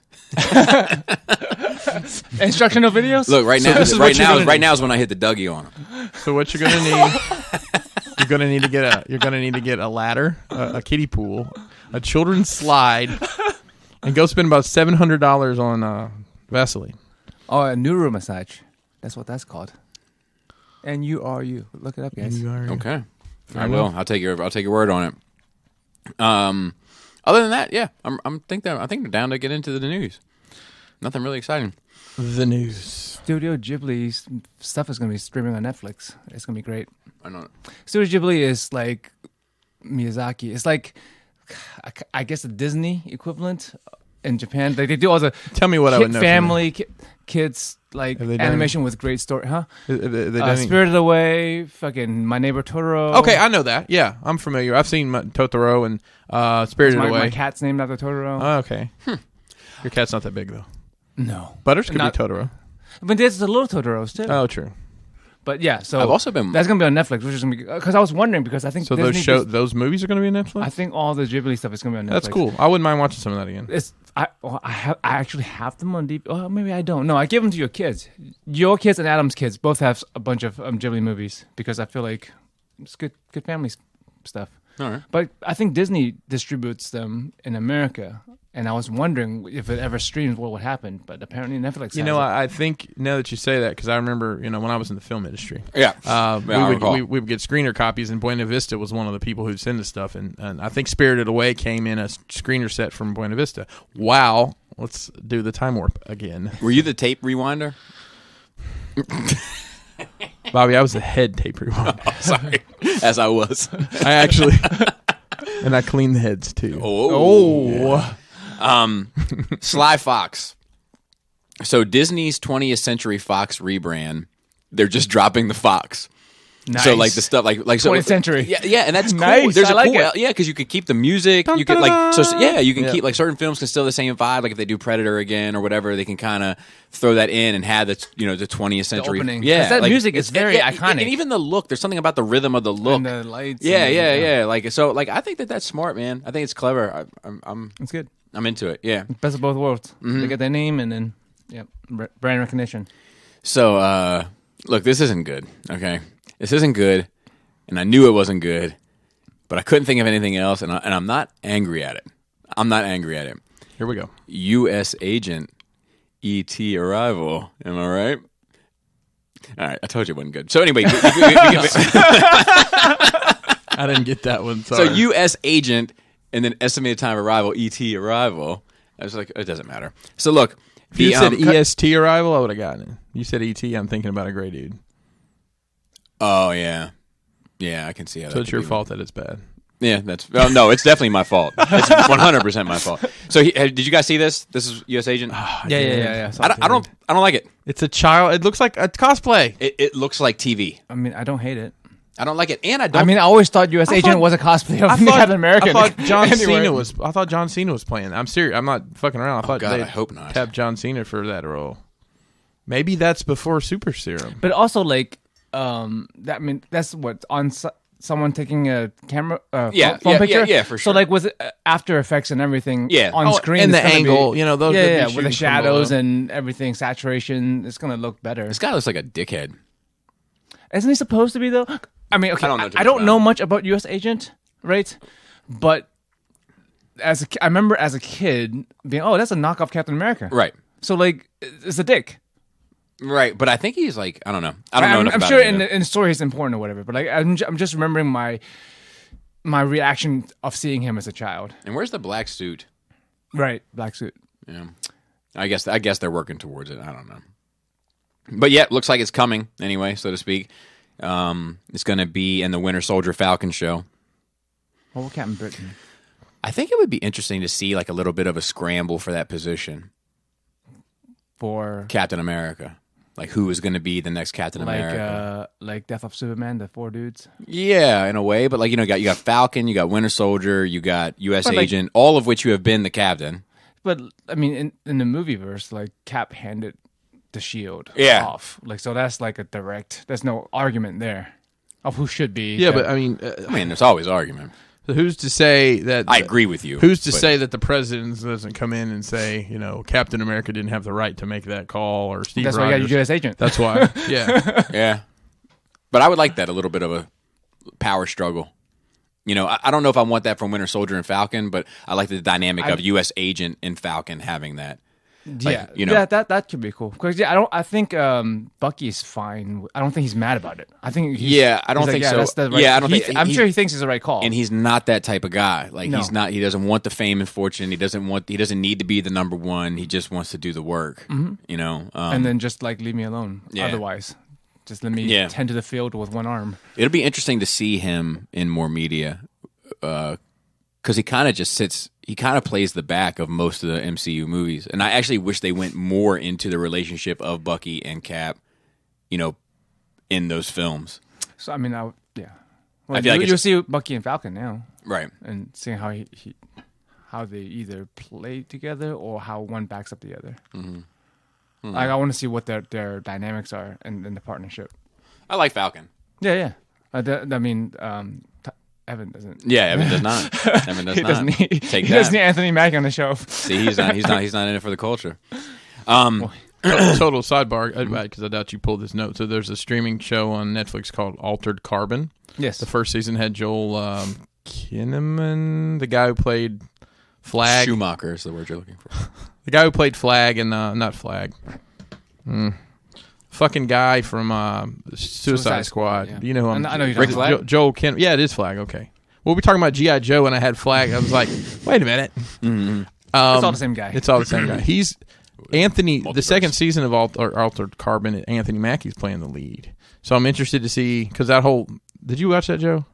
It's a fucking cool show. Basically, your soul is a chip that they can just put in any body. A new body. And so Kinman was the lead last year. I'm wondering if he's going to be the same character in a different body, or if it's just they're telling a new story. But it's a cool world. I think that's due out the end of the month, maybe. I don't know. Nice. We got Will Garlic Keep It Away? The Morbius trailer. I did not watch it. Did you watch it? Oh, you got to. Really? Is it the law? No, you have I've to. seen you have to. You have stills to. of it. And You then have like to it. for one Okay, specific that's reason. fine. We'll plug it in and we'll listen on the headphones. So I want to start off by saying this is another one of those circumstances where I feel like I need my flowers. Because I've been calling this since the Venom shit. I was like, there's no way that Sony is not going to try to attach this shit somehow. Oh, I completely agree. I will tell you that I think I learned everything I know about Morbius in that trailer, because I'm not well versed on that character. I know he's a vampire. Yeah. And that's really all I know. I mean, do you watch Spider-Man animated series? He's got the Not dumbest really. cape in human history. Yeah. So I mean, He's looks. an ugly ass vampire. Yeah, He got that pig like nose. more the Nosferatu variety than Yeah. I mean, I guess if you get the tattoos removed, the Joker thing's not working out. Try the vampire thing, right? Yeah, I don't think it's I don't think it's a bad choice to try to supplement that universe with not inconsequential stuff. Do we have a list of the characters that Sony has the rights to? It's a ton. It's a ton. Is Michael Keaton playing the same character? Is he playing the Vulture? I don't know who else he would be playing. I'm sure he is. They wouldn't put that at the last moment of the trailer if he wasn't. But how many casuals are going to even make that connection? I don't know, but I mean that's a purposeful move. Mm-hmm. That's not accidental. No doubt. Like I don't think it's a bad idea, but I just that relationship is shaky at best, I think. And I've been saying that since day one. And I'll say Are you talking about the Sony Marvel relationship. And I'll tell you another thing is, when does that expire? And does it expire? What do you mean? The partnership? Yeah, the cinematic. It seems like it's a movie by movie thing, because they, it was on again, off again. That means like it's up for negotiation. No. The cinematic ownership of Spider-Man and related characters by Sony. I don't know. Did they buy it outright? That's what I'm curious about. Like, if they bought it outright, it's theirs forever. Right, exactly. That's what I'm curious about, is if it's theirs forever. Here we go. Sony has owned the Spider-Man rights to and 900 related characters it's like since a lot, 1998 and can keep them if it releases a new Spider-Man movie every 5 years and 9 months. And I don't know if this counts as a... I think Spider-Man has to be Spider-Man. It has to be a Spider. I mean, there may be guess. some... But yeah, that's They like look, you failed. We're getting all the characters back except for Morbius. So keep up with the Morbius content because you only got 5 years and 9 months to make another Morbius film. I don't think it's a bad idea, honestly. I don't think any of that stuff will have any kind of consequence to the Marvel Cinematic Universe. Yeah, I'm tuned on this. I didn't watch Venom. I don't think it like none of that is going to impact the bigger story being told through Marvel. It gives more validity to Morbius instantly, and the only fear that not fear, but like the emotion that it is like, look, man, they're trying to really lock this down so that if the relationship goes left, which it seems like it could at any year, they have something set up that people have bought into to kind of shoehorn him right into. In my mind. Sony Pictures Television chairman Mike Hopkins told Variety in March that Sony has, quote, the next 7 or 8 years laid out for the SUMC. I guess that's the Spider-Man universe, Marvel. I don't know what that is. Spider-Man universe, Marvel conglomerate. including good. including a Venom sequel and Morbius. So I don't know but nonetheless, they're putting these movies out. So I guess I mean for what it was, Venom was a success for them. So that proves that they could do a Spider-Man movie without Spider-Man. Yeah. So I'm sure Mr. Holland commands a $1 price to show up nowadays. Yeah. I don't know. It's going to be interesting to see. I'm not sure if I would have chosen Morbius as a second lead off, but well, I mean, I don't know. Maybe from a production standpoint, and I get it because it's not tied to Parker really. Like it's not. It doesn't have to be like Venom has to be, but they said, "Oh, who cares?" Right. But and it might have been a cheap movie to make because if there's not a ton of CGI, right, more practical. I have a side note point I want to discuss with you guys real quick. So, Hot Toys released when Homecoming came out the Spider-Man, and they did the Iron Man suit that was in that movie. Yeah, very low production run. It was going for I think close to $1,000, if not more, at one point. Cool. So they're part of their 20th anniversary. They're re-releasing things. That's the first thing they've officially announced. Nice. Well, and I guess the Two-Face is that technically part of that? I don't think so because that hell, I think I've got that paid for, to be honest. Yeah, it's shipping soon. What do you guys think about that? About reissuing things? Hot Toys doing that. I mean, it's good for people who want stuff. Yeah, I'm not in it. Like, I understand the beef on it, but I'm not in it for the value. So, like, it doesn't really play a part in my world. So what are you hoping for personally and selfishly from this re-release wave? I would love a Hulk, the first gen Hulk. I would love. Winter Soldier. They're all selfish shit that like probably is not on the radar. Yeah. Everything else, I think I pretty much have.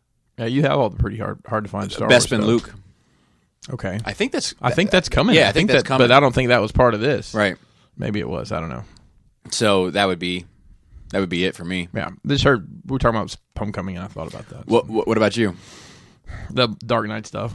Yeah, the Dark Knight stuff. And would you get Obi-Wan again? I would. Yeah, okay. I would. Yeah, because that's. I mean, it's not ridiculous. It's $300 right now, so it's obtainable. It's obtainable, but if it was, especially if they did some, I don't know if they're doing any upgrades to any of this stuff, sculpts or anything. Right. But yeah, that would be the one Star Wars one I would probably want to go. And some of the troopers, I think I'd probably want to get the shore troopers are so neat looking, and the Death Troopers. Yeah, the Death Troopers would be. The Death Troopers would be nice to get. I cannot believe they did that Incinerator Trooper. Of all the things they could have done from Mandalorian, I guess it was just a quick and easy thing for them. Paint it red on the nose and use this backpack probably from somebody else. So I have to decide what I want from that show. I pre-ordered everything. So no, far. I know you did. I know you did. Which is, I mean, in a perfect world, I would get, the Mandalorian silver armor, Cara Dune IG-11. Nick Nolte, Ugnaught Face, and You have to get Carl Weathers. Carl Weathers. And is there one more? I feel like there's Bill one more. Burr. Bill Burr. Oh, no. You'd have to get that one. Just out I of principle. probably would have to get that one. But yeah, I don't know. We'll see. The next up thing is DC's Multiverse is official. You saw the clip, the flashes. Mm-hmm. Did you see it as well? I didn't see the clip. I read an article about it, which was enough for me. I saw the clip. It's fine. Unfortunately for me, it's like it's too little, too late, and it's like, I mean, this is like a Band-Aid, right? I mean, they're trying to fix shit.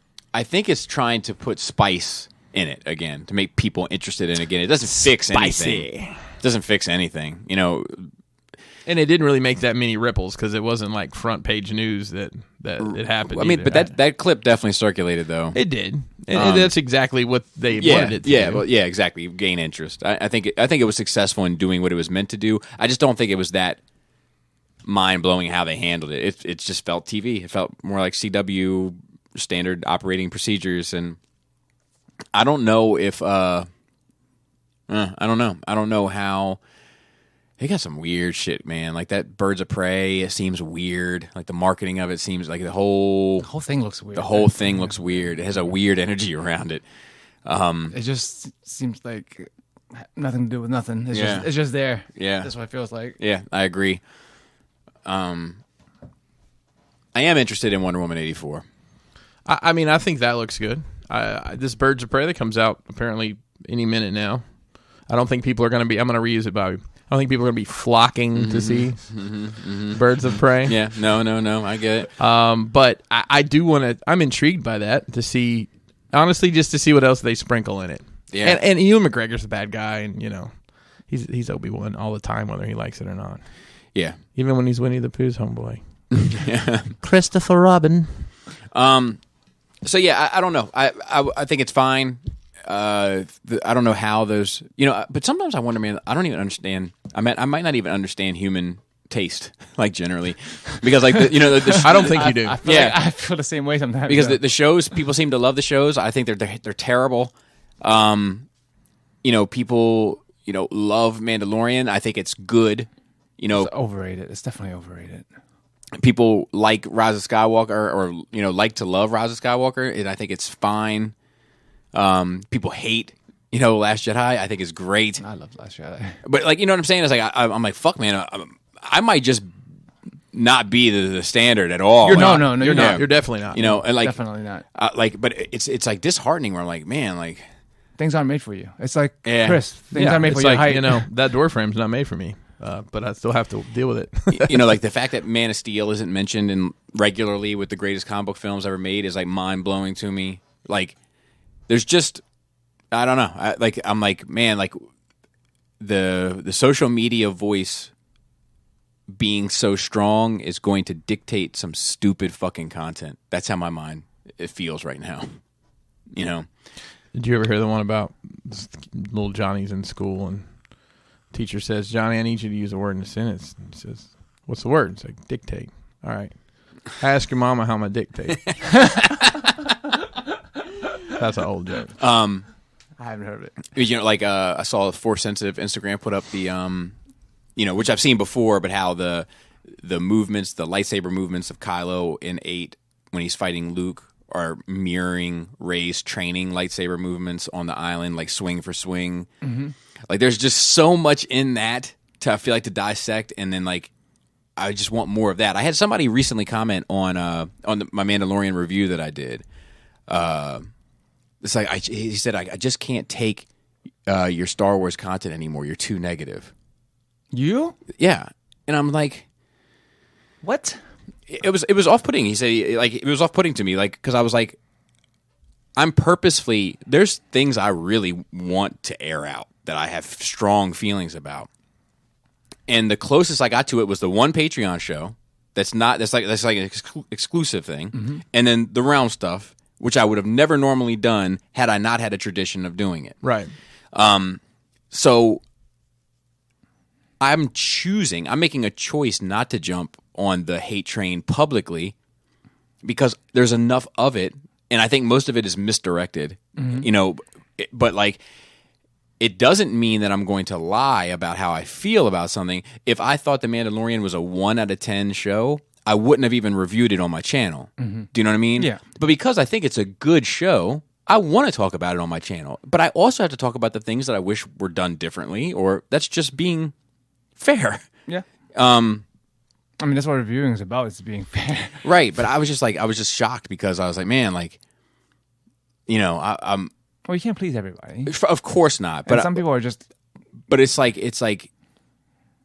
it would be like somebody saying like, Joe, I just can't. Anything that you're involved in anymore, Joe, I don't want anything to do with because you just don't like anime enough. Right. You know, and I'm like, you know, in that fucking Mandalorian review, I say like 1,000 times in it, like, look, I love it all.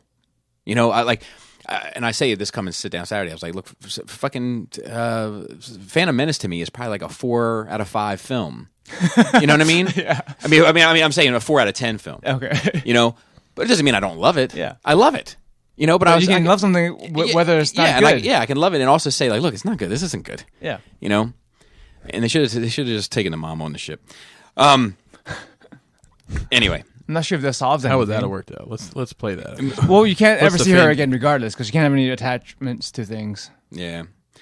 That's just I mean, Qui-Gon should have just, you know, bought her from Watto and say, hey, you're going to clean up the temple. That's it. But then Anakin would have to go see her. No, I wouldn't. Like, hey. I mean, you have to stop him from going to see Anakin's coming. You got to go hide. Go down to the slums, which are featured heavily in Coruscant Nights, which I learned something interesting about Bobby. I need to track those down in hardcover. Although I don't think they exist in hardcover. I will have them custom printed so Bobby will read them. And then he won't read it. Yes, that is true. I will do my best.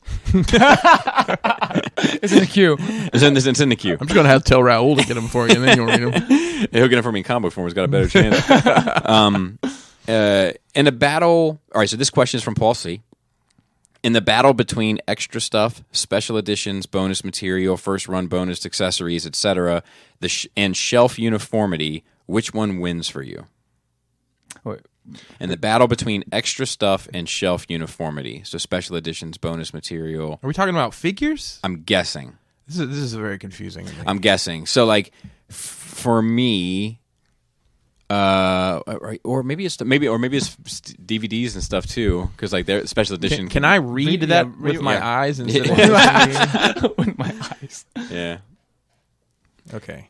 Yeah. Generally, shelf uniformity matters the most to me. Yeah, man, I fucking hate when like books aren't like they change format in the middle of a it's the worst. In the middle of a fucking run. It's the like worst. a 10 volume thing, but like volume 8 and 9 is different size. It's the worst. I'm gonna guess that it's actually like collectibles because first run bonus accessories, like if you get the SDCC, oh, you get extra head. Version, yeah. So I normally don't. I mean, I leave a lot of shit in the boxes. I mean, yeah, me too. I like pick out what I want and then everything else is. And also think about like the carbonized Black Series stuff. Mm-hmm. Like I only got one, and it's because there wasn't an option to get it any other way. Yeah, you know, I don't want the super sparkly stuff if the rest of the shelf isn't going to look that way. Exactly. That's like having one cell shaded figure. Yes. Perfect. That's perfect. I mean, unless because that Toy World one is like taking the world by storm, and I'm like, look, it's beautiful, right? But now it's going to throw off everything. I mean, but like if by itself, if you had this one Billy here and you said this is going to be the cell shaded stuff, I'm going to pay a shit ton of money to have it all painted, and this is going to be my but it's separate than. Because I don't think it works. Same thing with that. But as far as what he's saying with the accessories and stuff, I mean, I'm pretty straight. Most of the time, if they can't hold it or strap it to them in some form or fashion, I'm leaving it in the box or putting it elsewhere. And a lot of the time, if it's Marvel Legends shit, I'll just literally toss it in the back of the shelf where nobody can see it anyway. Well, all those little drawers and those lights, they're full of parts. That's is that where the is that where I need to look for the hilt? No, in all of he has like 4 of these down here. They all have parts in them. But they're generally organized. So like I think Star Wars is right there. Marvel Legends take up 2 out there. Yeah. Like they're generally organized. But yeah, no, I'm 100% in agreement. Yeah, shelf uniformity for sure. I'm just going through the email ones unless first. You get like a centerpiece like Snoke's throne, you know, that's something you're gonna be the middle of that shelf, right? Yeah, But if you put that like off to the side, that's going to look it's gonna look ridiculous. weird, yeah. I mean, that's part. It's like this right now. Like it's the layer that we were talking about earlier with the backdrop. It's like nothing else has a backdrop, so it kind of throws it off a little bit. Yeah, the only reason why I'm keeping it there is because I think ultimately at the end of the day, when the rubber meets the road at 7 p.m. and the smoke clears, I'm going to be moving the Bespin original trilogy stuff upstairs into the library. Okay. And then I'll make a decision regarding how it looks, but I want to have the options available. Yeah, It looks. The backdrop looks great. Yeah, it's cheap as fuck, but yeah, it looks yeah, great. I wouldn't display it without it. After seeing it. Right. It makes her pop against it too. It does. That white's really clean. I wish I knew a guy. Yeah. So, all right, this is from Joe S. He said, just a fun thought. Hello, raging nerds. Well, here it is. The moment you've been training for. All those strained groins, blue balls, and little blue pills have finally paid off. You've made it to the Sex Olympics. What's your event, theme song, and what nation are you representing? Wait, a theme song? Yeah. For what you're coming out to? Yeah. Like, or maybe during the act. My theme. I mean, this I'm is sure this Chris is good. has I like a that. walkout song, I'm sure. He's walked out to many I have matches. I should list those one day. So I can tell you what song I'm walking out to is Akinelli's Put It In Your Mouth.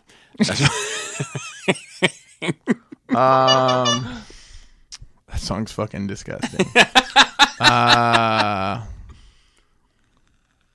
Mine is what's the name of the song? It's Lil Jon, the East Side Boys, to the windows, to the wall. Because in my competition is a distance shot, so that's why I'll come out to the skeet. And was that all 3 questions? Entrance song. Yes. What nation would you represent? I'm just gonna go out on a limb and say Wakanda.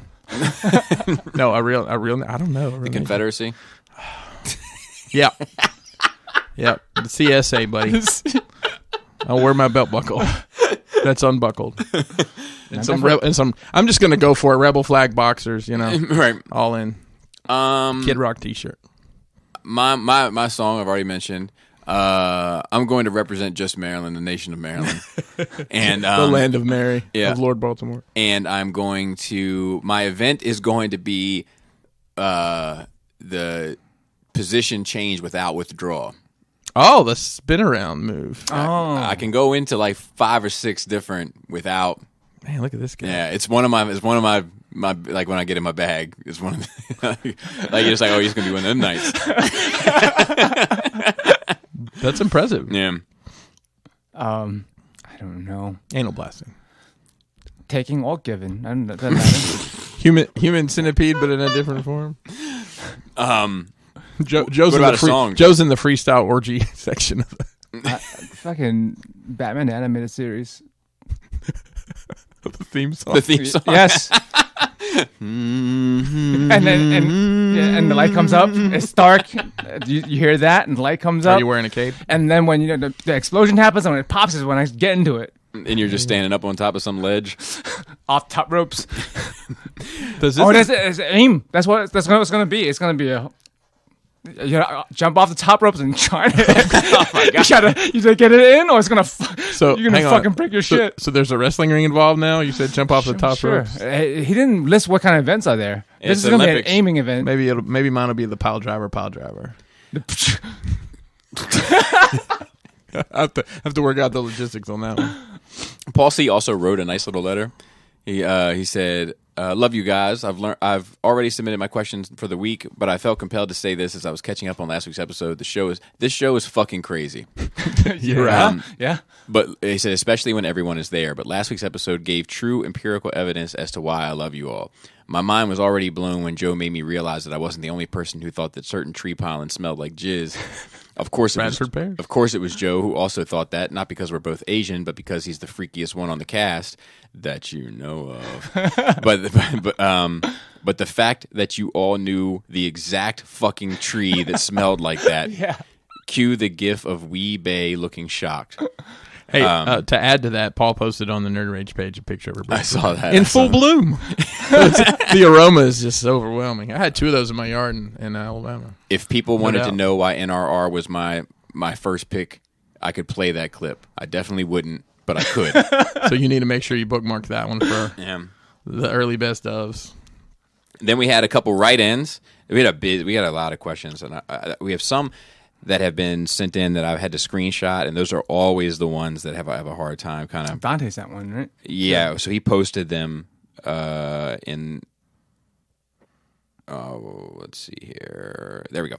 So, question from Sam M, who's a cool dude. I got to meet and hang out with him a good bit at TFCon. Yeah, Sam's a cool dude. I wish I'd had more time with him. But... Me too. We actually had a good conversation, like a kind of sociological, political conversation, because like he's at as he's written in the past and said he's at the opposite end of the spectrum of Adam, but I am somewhat in the middle between the two, depending on what the topic is. Right. So I think I was able to help him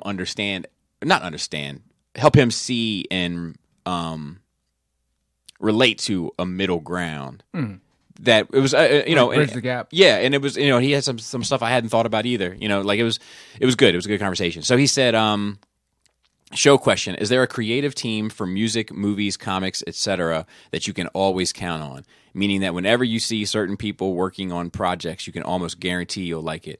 For example, whenever I see John Hickman on a project, I can almost guarantee I'll like it. Movie-wise, I pretty much love everything A24 puts out. Would love to hear your thoughts. So I don't know if I have anything that's betting 1,000.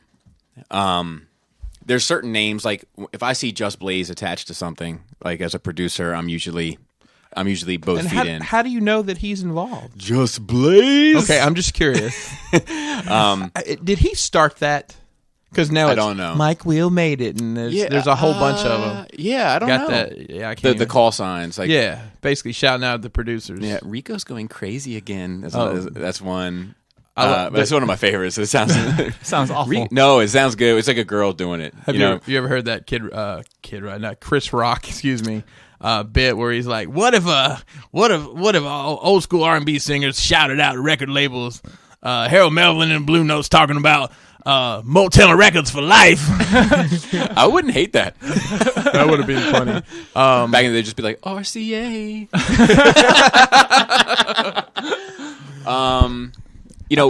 I would say Trent Reznor, but he's kind of fallen off to me since I don't think I've loved a Trent Reznor project since ever since started working out. Yeah, you're not too far off. Is he playing Morbius? Is he the No, dude is jacked for that. No, he's cut, but yeah.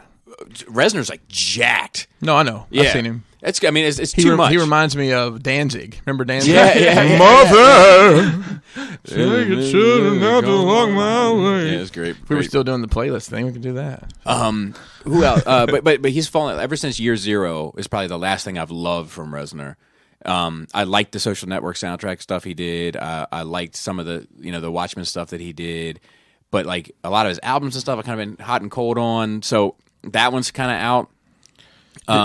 It used to be Kanye. Like I used to kind of love pretty much anything Kanye was affiliated with, but like this gospel album is just not for me. I did not even break the seal on it. Oh God, dude, it's rough. It's a rough listen. Did you make it all the way through the new Eminem? I did. Except I didn't listen to that one song because I knew it would irritate me. What song? The bombing song? The one with Slaughterhouse without Slaughterhouse. Okay. Without your boy? Don't do that. Don't do that. It fucking piss me off. I figured you'd get aggravated about that. I thought it was actually pretty good. He's got some clever shit in there. So I think it's. So here's the thing: I think it's good. Like objectively, I think it's good. It's not for me. I like that. You've said that about him. Yeah, he's technically good. That's how I feel about it. But even though I think he's technically good, I think he's had some objectively bad albums. Mm-hmm. I think this is a good one. I think this is a good one. The production's always top quality. You never have any doubt. From my opinion, I don't know if I always agree with that, but I was. I'm talking about this album. Oh, this album, yeah. The production's great on this album. He's not high out of his mind the whole time. Yeah, and he's very, very wordy. He is. He doesn't ever. He used to find these pockets and ride the pocket, and he doesn't really do that much anymore. As much as it is just look what I can do. Look what I can do. I dib it, dib it, dib it, dib it, dib it, dib it, dib it. Like, but it, like So you're saying he's doing double time chop instead of having a cadence. Yeah. I can see that. I mean, he gets and it's exhausting sometimes to listen to. It is. I listened to it twice back to back with headphones on. The intro is fantastic. The song about his stepdad, or yeah, I hate my stepdad. Mm-hmm. So we had a quick interruption due to a phone call. Pardon us. Was that a Southern gentleman on the phone? It was not. Why? Would it have the sauce? Sauce. Let me tell you something, ladies and gentlemen.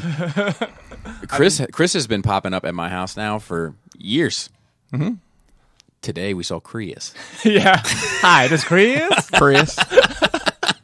I'm gonna be honest with you. I've kind of work-wise, I think it's a little endearing, not enduring. Maybe it's enduring. Maybe it is enduring. Because I don't sound like everybody else are going to remember me. Right. They're gonna, and I talk to people from Virginia and West Virginia all the time too, so it's kind of hard to turn it on and off so heavy. I'm trying to think about other. We were talking about the Eminem album. Stepdad is where we were. That song is it's almost, content. It's content. It's almost typical, which is but it's. That's something that I've been critical of. Well, I'm glad that it's not an album him rapping about being mad at being rich. Yeah, I mean, I think some of the shit that Machine Gun Kelly said about him is spot on. You sit around with a fucking dictionary and you nerd, and you rap about being rich. And dude, I mean, for him to go back to, I think Machine Gun Kelly's record is better. Objectively, I think it is, but it didn't win. Then the it first lost. one, or Eminem did a comeback afterwards. His Machine Gun Kelly's diss record to Rap Eminem Devil, is better than Eminem's response to it. Okay, it didn't win because you can't. It's the Hive is too strong, right? But exactly. But it's in my opinion, it's a better. Like, and when he was talking about the fucking weird ass sweatpants, and like I was like, dude, I agree. Yeah. Yeah. But you're talking. I think the question was people's projects that you always. Yeah. If an Eminem album comes out, I mean, a Yellow Wolf album comes out, I'm gonna listen all the way through. As for production wise, that's really hard for me to say because. Or movies like Scorsese. Scorsese, one of those names where I'm like, okay, I'm in. That's true. I mean, in Mezco, I'm gonna buy it automatically. Right? That's a creative team that you're on board with. Exactly. Like, hey, I've seen the Warriors movie maybe once. I bought the box set. I got offered a partnership with that. I had to let my integrity. I had to let my integrity tell my heart no. Really? Yeah. It was Iron Studios. Oh. Yeah. Why? Don't know. But they hit me up, and I was like, look, man, I can't. I'd love to look at your stuff, even if I got to mail it back to you. Yeah. I'd love to get into that pocket of reviewing. Yeah. But I can't advertise for you. I don't know anything about your products other than that they look beautiful. Yeah. I can't have my name attached to it, just because that's not what it is with me. And they're like, oh, we understand. Maybe in the future. And they left it at that. But because you have to advertise for them. Yeah. It's not just reviewing the Correct. product. Correct. But they're not telling you to say it's good either, did they? Well, they didn't ask for a review. They don't even necessarily care if they just want you to plug them. Yeah. Okay, I see. And I was like, man, it's kind of like the opposite of what I do here. I was like, I'd love to. You build your whole brand on not doing that. I'd love to work with you. Some of these people that hit me up, it's like an easy thing to turn down. It's like, oh man, I'm glad you asked just so I could. I've been waiting to say no to you all day. But like Transformers jewelry or something like that. Or even some of these, I'm not gonna put the names out there, but like I have shared some of the screenshots on Patreon, for instance. But like some of these companies that have hit me up and be like, hey, we want to work with you, like in this capacity. I'm like, no, that's not what I do here, and it's fun almost, because I know I might be you can remember Unicron was like, well, it pleases me to be the first. Mm-hmm. I kind of feel that way sometimes. So it's like, yeah, like nobody says no to this company. Well, it pleases me to be the first. But that one was one where I was like, oh, I want to say yes so bad, because I was going to get a hookup. Yeah, and but I was like, I can't do that, man. I was like, I'd love to review some of your stuff. A quarter scale statue, a quarter. We'll make it easy. Quarter a quarter. I don't know. Put bumpers on your videos. Yeah. But I just can't. I can't. But anyway, I forget how we got there. But we were talking about creative teams, and I said Mezco, and you ran with that. So Fans Toys, Flame Toys, Hot Toys, like SH Figuarts. Like, those are creative teams that, like, when I see something from them, you're going to get my interest. Like, and I'm going to expect a certain thing. Doesn't mean they've all been hits. I hope I find the Mayfix team that designed those Spider-Man hands. Would you break their hands? Yeah. How does it feel?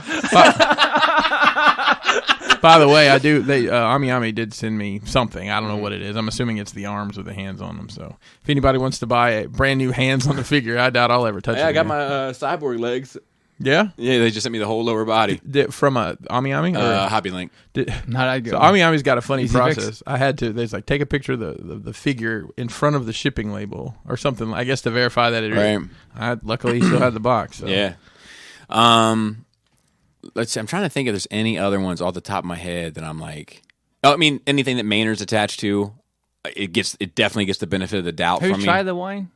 Yeah. Is it good? It's fucking fantastic. I want the expensive? Judith. It is like $60 a bottle. It's not like the. I mean, not crazy $100 Exactly, bottle, but exactly. it's not the $20 bottle. Correct, either. correct. Especially when you're used to drinking out of a box, you can splurge every now and then. But like, he has the bottle Judith. Like, look, anybody out there, if you want to do me a solid, I'm more than happy to pay for it. I just can't get it. Like, you can't have it shipped because of liquor laws and stuff. Oh, right. But I want a bottle of Judith. So, Judith is are you good? You got a phone call? I gotta take this. Sorry. No, that's all right. Stop it real quick. It's just one of them days. Yep. But anyway, yeah. I mean, I don't know. There's a bunch of people that I trust, but I don't know if anybody's hitting 1,000. Generally speaking. Let's see. We got another question on Facebook, and let me try to find that real quick. I probably should have been doing that while we were away. That's okay. I was only on the phone for 11 minutes, Bobby. It's There you no go. big deal. All right. So this is from Kevin R. Fellas, my nephew is always asking me who can beat blank. My answer is always Batman. But he brought up a good point the other day. If Kylo did not die, could the dyad defeat any previous Jedi or Sith? Is the two of them together the most powerful in the Star Wars universe? Keep up the work. Nerd Rage is still my favorite podcast. Thank you, man. Thank you. I don't know if I think, like, spoilers, I guess. Here's my thing about the dyad and their power. The only thing that we really saw their power do was bring Sidious back. Yes. That's all it did. Then he said, his famous quote, "Nice pit. Be a shame if someone threw you into it. Or a pity." He should have said. He should have said. Oh God, that would have been great. And then he went afterward. I mean, that's all they got together. Yeah. They stand off against Sidious. Sidious gets upset with them, Fuck them up. fucks them up together, and then drains their power to become powerful. So, like, I don't know. Well, I mean, let's go back a movie to the scene of them and the Praetorian Guards. The way I think maybe he's saying the way they worked together Because they have a link, some kind of bond that makes them fight. There's the force multiplier. Yeah, so it's they're like- strong together. It's not just the addition of the powers. It's like when you had a Game Boy Advance and you had the cord to connect to them. That's what they had. Yeah, I don't think they're fucking up It's a land- Obi-Wan. it's I a don't think land- they're fucking up Anakin. It's a I don't land think they're party. fucking up Darth Vader. I don't think they're fucking up. maybe in the long run, if they had time, I feel like they're both just half baked right now. I think they would have fucked up Luke. They probably would have fucked up the three guys that Mace Windu took into the Emperor's chambers. But yeah, I don't think I think Batman's definitely kicking their ass. Probably. Get those lightsabers away from him. I don't know. Yeah, so I don't like. I know that it's said it happens every so many hundreds of generations or whatever. But like it's one of my issues with Rise of Skywalker is the last 10 to 15 minutes of it is what feels the most off to me. But yeah, no. So I hope I hope my answer didn't dissatisfy, but I don't think. So to answer your question, no, I don't think it could beat any character, and I'm not sure what it actually does. We know that it works against non-Sith users because they fuck the Praetorian. Yeah. I mean, non-Jedi or Force users. Like Force users can mostly fuck up non-Force users. Correct. And like the Emperor in that form is very powerful with the Force, but like incapacitated. But like when he was in his lightsaber fighting prime, I don't think they can touch him. No. Yeah, I agree. He fucked them all and savaged like they were But toys. And those three guys. was that even his peak of power? Do you think? We don't even know. Yeah, we don't know. It could have been. It was definitely his peak of unlimited power. That's definitely correct. So the next question is from Katsumoto 571 on Instagram. Happy Friday, bud. Not sure if any of the Skullface Nerd Rage crew dig The Witcher. Well, you're not listening. But a solid 6-inch figure would be cool to see. Maybe a Mezco 1/12 version. A fucking anything would be good to see. They have a company that makes some statues. They're not trash, but they're not fucking up to par in today's statue game. I know a guy who does some custom head sculpts, and he did a Witcher. He got a molded Superman head and from the game. Put hair on it. Yeah, it looks okay. He used real hair though. That's weird. Yeah, I would prefer the game model, but I'm okay with him too. I don't know. I'm torn. They're just both for the listeners, game.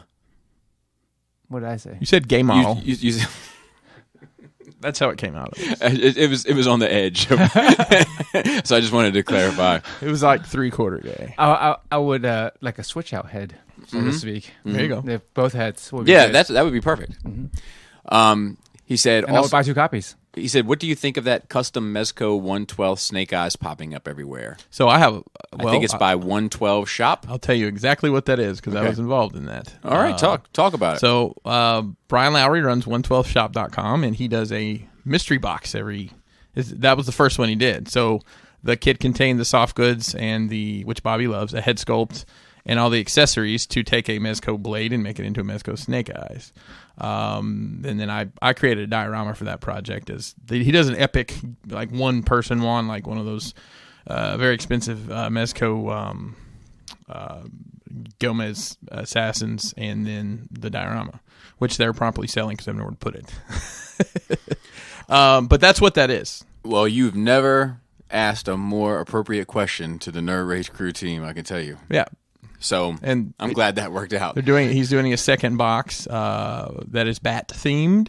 Oh, really? Yeah, to make a custom bat family character that I will leave alone from there. The Mayfex. Speaking of bat family, the Mayfex Catwoman Hush just went up for pre-order. I'm nervous to get it now. I bet. Because think about the wrist pegs are going to be even smaller. Even smaller. Was just throwing that out there to see what you and the Nerd Rage crew thought. Enjoy your weekend. Next one is from YK. Shout out to YK. I love this dude. He lives out of my zipper. YKK. He lives. I believe in the East. Like we're East Coast. He's far East Coast. YKK is also far East. The zipper. Japanese. He said, "Hello, Nerd Rage. Biggie and Trent in the same class, the class of 2020 for the Rock and Roll Hall of Fame. Who knew? Who knew? What a time. Though it's not the first time they've appeared on something together, the 9 Inch Nails remix of Puff's Victory comes to mind. I love that shit, by the way. I don't think I've ever heard it. It's amazing. But it makes you want to punch somebody. I don't want to play it on here. Oh, come on. It's flag worthy. There's flag again. Well, all y'all YouTube listeners flag again. Will you YouTube listeners just listen to the audio, please? I would only do YouTube. I love it when all my podcasts are on YouTube. Are you serious? Yep. I don't fucking use. Oh my goodness. And you don't pay for YouTube Red? No, fuck. See, I would do it if I could pay for YouTube Red, because then you don't have to watch the video of like a blank screen on some of these podcasts that I listen to. Do you know what I'm saying? So like I could just turn my phone off. Oh, but Samsungs can do it, or they can do that anyway. Yeah. See, Apples can't. Yeah. Because of Google doesn't. Wait a minute, Google doesn't play nice with them. There's something that Apples don't do. Well, they don't include the accessories. He said that I love it when two or more different things that I like just come together, so to speak. Oh, he actually said so to speak. I was doing a preemptive, so to speak. What are some of your favorite odd couples pairing? Be it in music, movies, comics, etc., any combination of contrasting things that you like somehow ended up appearing together or collaborating on something. I will accept pineapple and pizza combo because I'm not a communist. Thank you. So DMX and Marilyn Manson comes to mind. No, did they do a project together, or is that just something they put together? They did a song. They did 2 songs, supposedly. They did The Omen, which was Damien Part 2 on DMX's second album in 1998. Flesh of my flesh, blood of my blood. Love the album cover. Yeah, it's covered in pig blood. Mm-hmm. And beautiful. The second thing, then supposedly they did a remix. Supposedly it was a trade Like a lot of times they'll do that where there's no money exchange. It's just like a verse for a verse or a verse for a chorus or whatever. And supposedly out there somewhere that was never released is a I Don't Like the Drugs, but the Drugs Like Me remix with DMX on it. I would pay top dollar for that. You know, it's funny, side note, there have been times where I have gone, like I've heard a song on Instagram or something from an artist that's coming, but it's like a couple months goes by and it hasn't come out. And I've DM'd them. I mean, it's never worked out for me, but I've DM'd them. I'd be like, dude, I'll PayPal you $50 right now. You send me the MP3. 50. It's going to be better than the 70 cents you get from me from iTunes. Wait, are they worried about sharing? Is that Maybe. I don't know. I've often thought about, if I just listen to somebody's music on streaming, I really like it. I should just mail them a $10 bill. Like, here, man. I'm not going to buy your album. Yeah. This is more than you get off of it anyway. Yeah, so I do stream. That's all I do now. But I only stream to check if I want something and then buy it. I mean, I pay for a streaming service, so they're getting whatever nickels they get. Two things come to mind. I pay for streaming service too. And first is, I believe the project was called When Worlds Collide. MTV did it, and they produced an album, Jay-Z and Linkin Park. I love that stuff. And I was hoping that would be a trend, that they would do that Worlds Collide kind of stuff, and they never did. But those Jay-Z songs they picked and those Linkin Park tracks that they picked just meshed together so seamlessly. The Numb one worked particularly well. Dust Your Shoulders Off worked good too. There's several of them. And my line, you could have been anywhere in the world, but you're here with us. We appreciate that. That's from. Oh yeah. That's from Izzo. Yeah. And this is something that comes to mind, and I don't know if you ever seen this, but this is old school. Judgment Night soundtrack. Oh yeah, all those songs. Had Onyx and Biohazard, and that's the one I remember offhand. But yeah, I'm trying to think if there's any other pairings that come to mind. Like I feel like little weird things like Arnold Schwarzenegger and Danny DeVito and twins, or you know what I mean? Like little stuff like that, like pops to mind. But other than that, nothing really jumps out. But I mean, the DMX Marilyn Manson one is the instant one. I haven't listened to the Judgment Night soundtrack in a long time, but Mudhoney and Sir Mix-a-Lot. I need to go back. I may listen to that today. Onyx and Biohazard did like a bunch of songs together. They had a similar energy. So and speaking of similar energy, Anthrax and Public Enemy. That Bring the Noise. Yeah. That shit still knocks. Yeah, I prefer it over the original. I know that's kind of like too, but, you're not supposed to say it, but right. I do. And Scotty and rapping is charming. Yeah. I do wish Chuck was just rapping the whole time. But hey, speaking of metal, and I know we don't talk about metal on here, but Dave Mustaine has made a recovery from his cancer scare and is back. He says, "Well, that's make some noise." I'm gonna bust it out just once today. You're rusty. The rusty trombone, right? So then that's something different. I think this is our last one. If we haven't answered your question, send it again because we don't have it for whatever reason. But it's hard to keep track of. It's hard to keep track. We need a question hound intern just to pile them up for us. What was the point of Episode 7? I saw Star Wars 9 last month. 9 gave me a realization about 7. In 9, Leia is a Jedi Master, apparently. In 7, the entire plot revolves around the search for Luke Skywalker, the last Jedi, according to the title crawl. My question, if Leia is a Jedi Master, what the fuck did they need to find Luke Skywalker for? Wait, did she complete her training? So that's the thing. I don't think she was a Jedi Master. She left, right? I don't think she's a Jedi at all. I think she was training to be a Jedi, and I think the only reason why she's training Rey is because she's literally the only option. Who can train? Yeah, like her limited amount of knowledge, which is some of the there's certain things that aren't lost on me, right? Like the fact that the lightsaber fights, are great, like between Rey and Kylo in that movie, but they're not Obi-Wan Anakin great. No, but they shouldn't be, because the people that are teaching them were never that great. So like little stuff like that, I do appreciate about the sequel trilogy, and I like the sequel trilogy overall. I just think it takes some weird turns. And also, it's not they're not looking for Luke just because he is a last Jedi Master, right? They're looking for Luke Skywalker because he's Luke Skywalker. Yeah, well, I think for the name and for the what he's done. So when he left, if we think about it in the timeline, right? When he left, Snoke hadn't rose to full power. Yeah. And when he left, he cut himself off from the Force. So he literally has no idea what's going on. All he knows are these frog nuns don't like their shit fucked with, and they get raided by pirates ever so often, according to the bonus scenes. And porgs are delicious. And porgs are delicious. And that fish is probably pretty tasty, too. And the milk ain't bad. You got to go out of your way to get it, but it ain't bad. That seems to it. But him turning with that look in his face is like a commercial for it. Whatever creature milk it is. But to me, it's like so Hamill. Full of vitamins. It's like so Hamill to me. Like it's like I can see him come through in that character more in that like that. What do we want to see Mark Hamill do next? Do we want to see him retire? You don't want to see him act in any other capacity? I don't think so. I mean, he's a Joker voice, right? But other than he's done other voice acting. But yeah, I like his voice acting. But that's it. Voice acting in Star Wars. I mean, has he done? I don't think he's ever done anything else. He was in Guyver. He's in some Viking show right now. Well, yeah, you're right. He is. You're right. He was in the live adaptation of Guyver back in the early 90s. He's also in Jay and Silent Bob Strike Back. As himself, though, right? Yes, and he was the Creeper, right? Yes, I'm pretty sure. In the Flash show. Yes.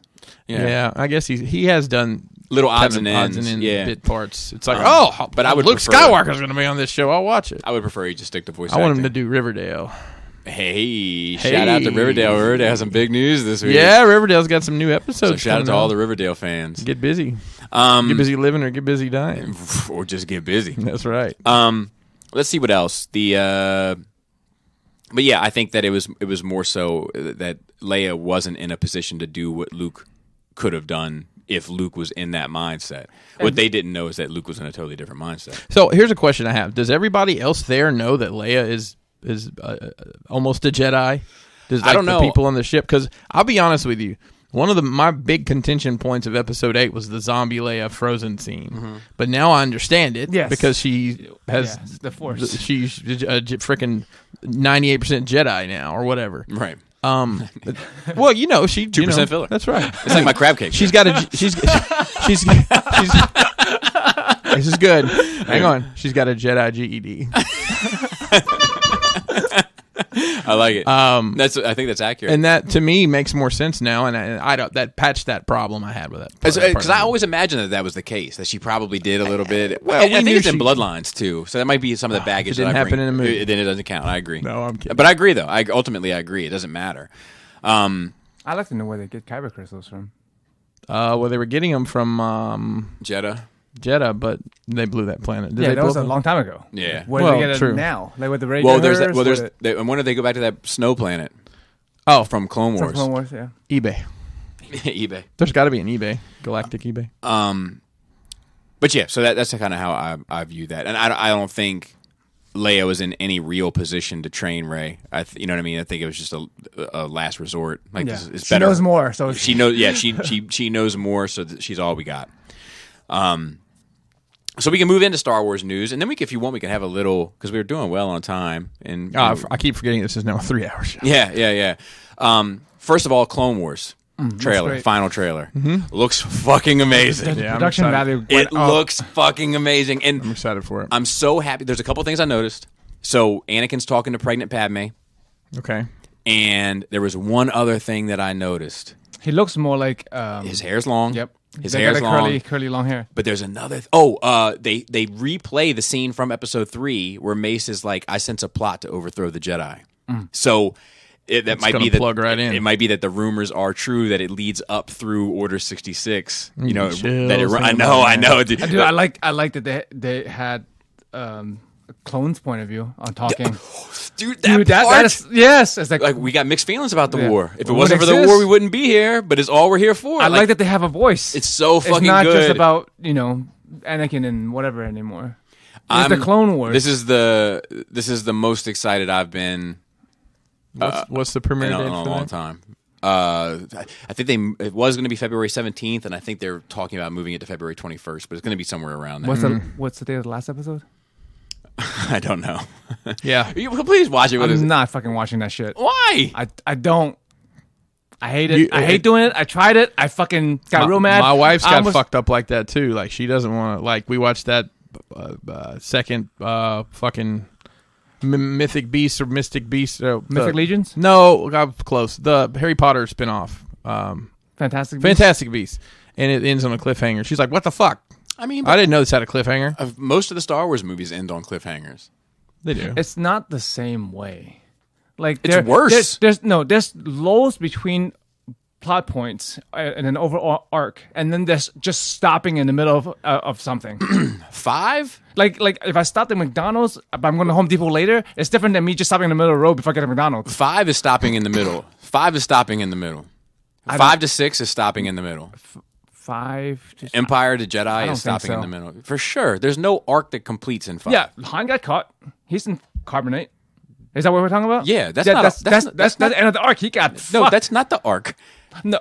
That's halfway through the arc. No. If the movie stopped at the dinner table, that would be You're picking and choosing. No, You're picking and choosing cliffhangers. I know exactly what I'm talking about. There's a difference. Like at a close of something. Okay, here we go. Like a Mandalorian. That was in the middle of a fight. Stopped in the middle that's what of a I was fight. getting to. Tell me where the editor should have cut that. Where should that episode have ended for you? It shouldn't have.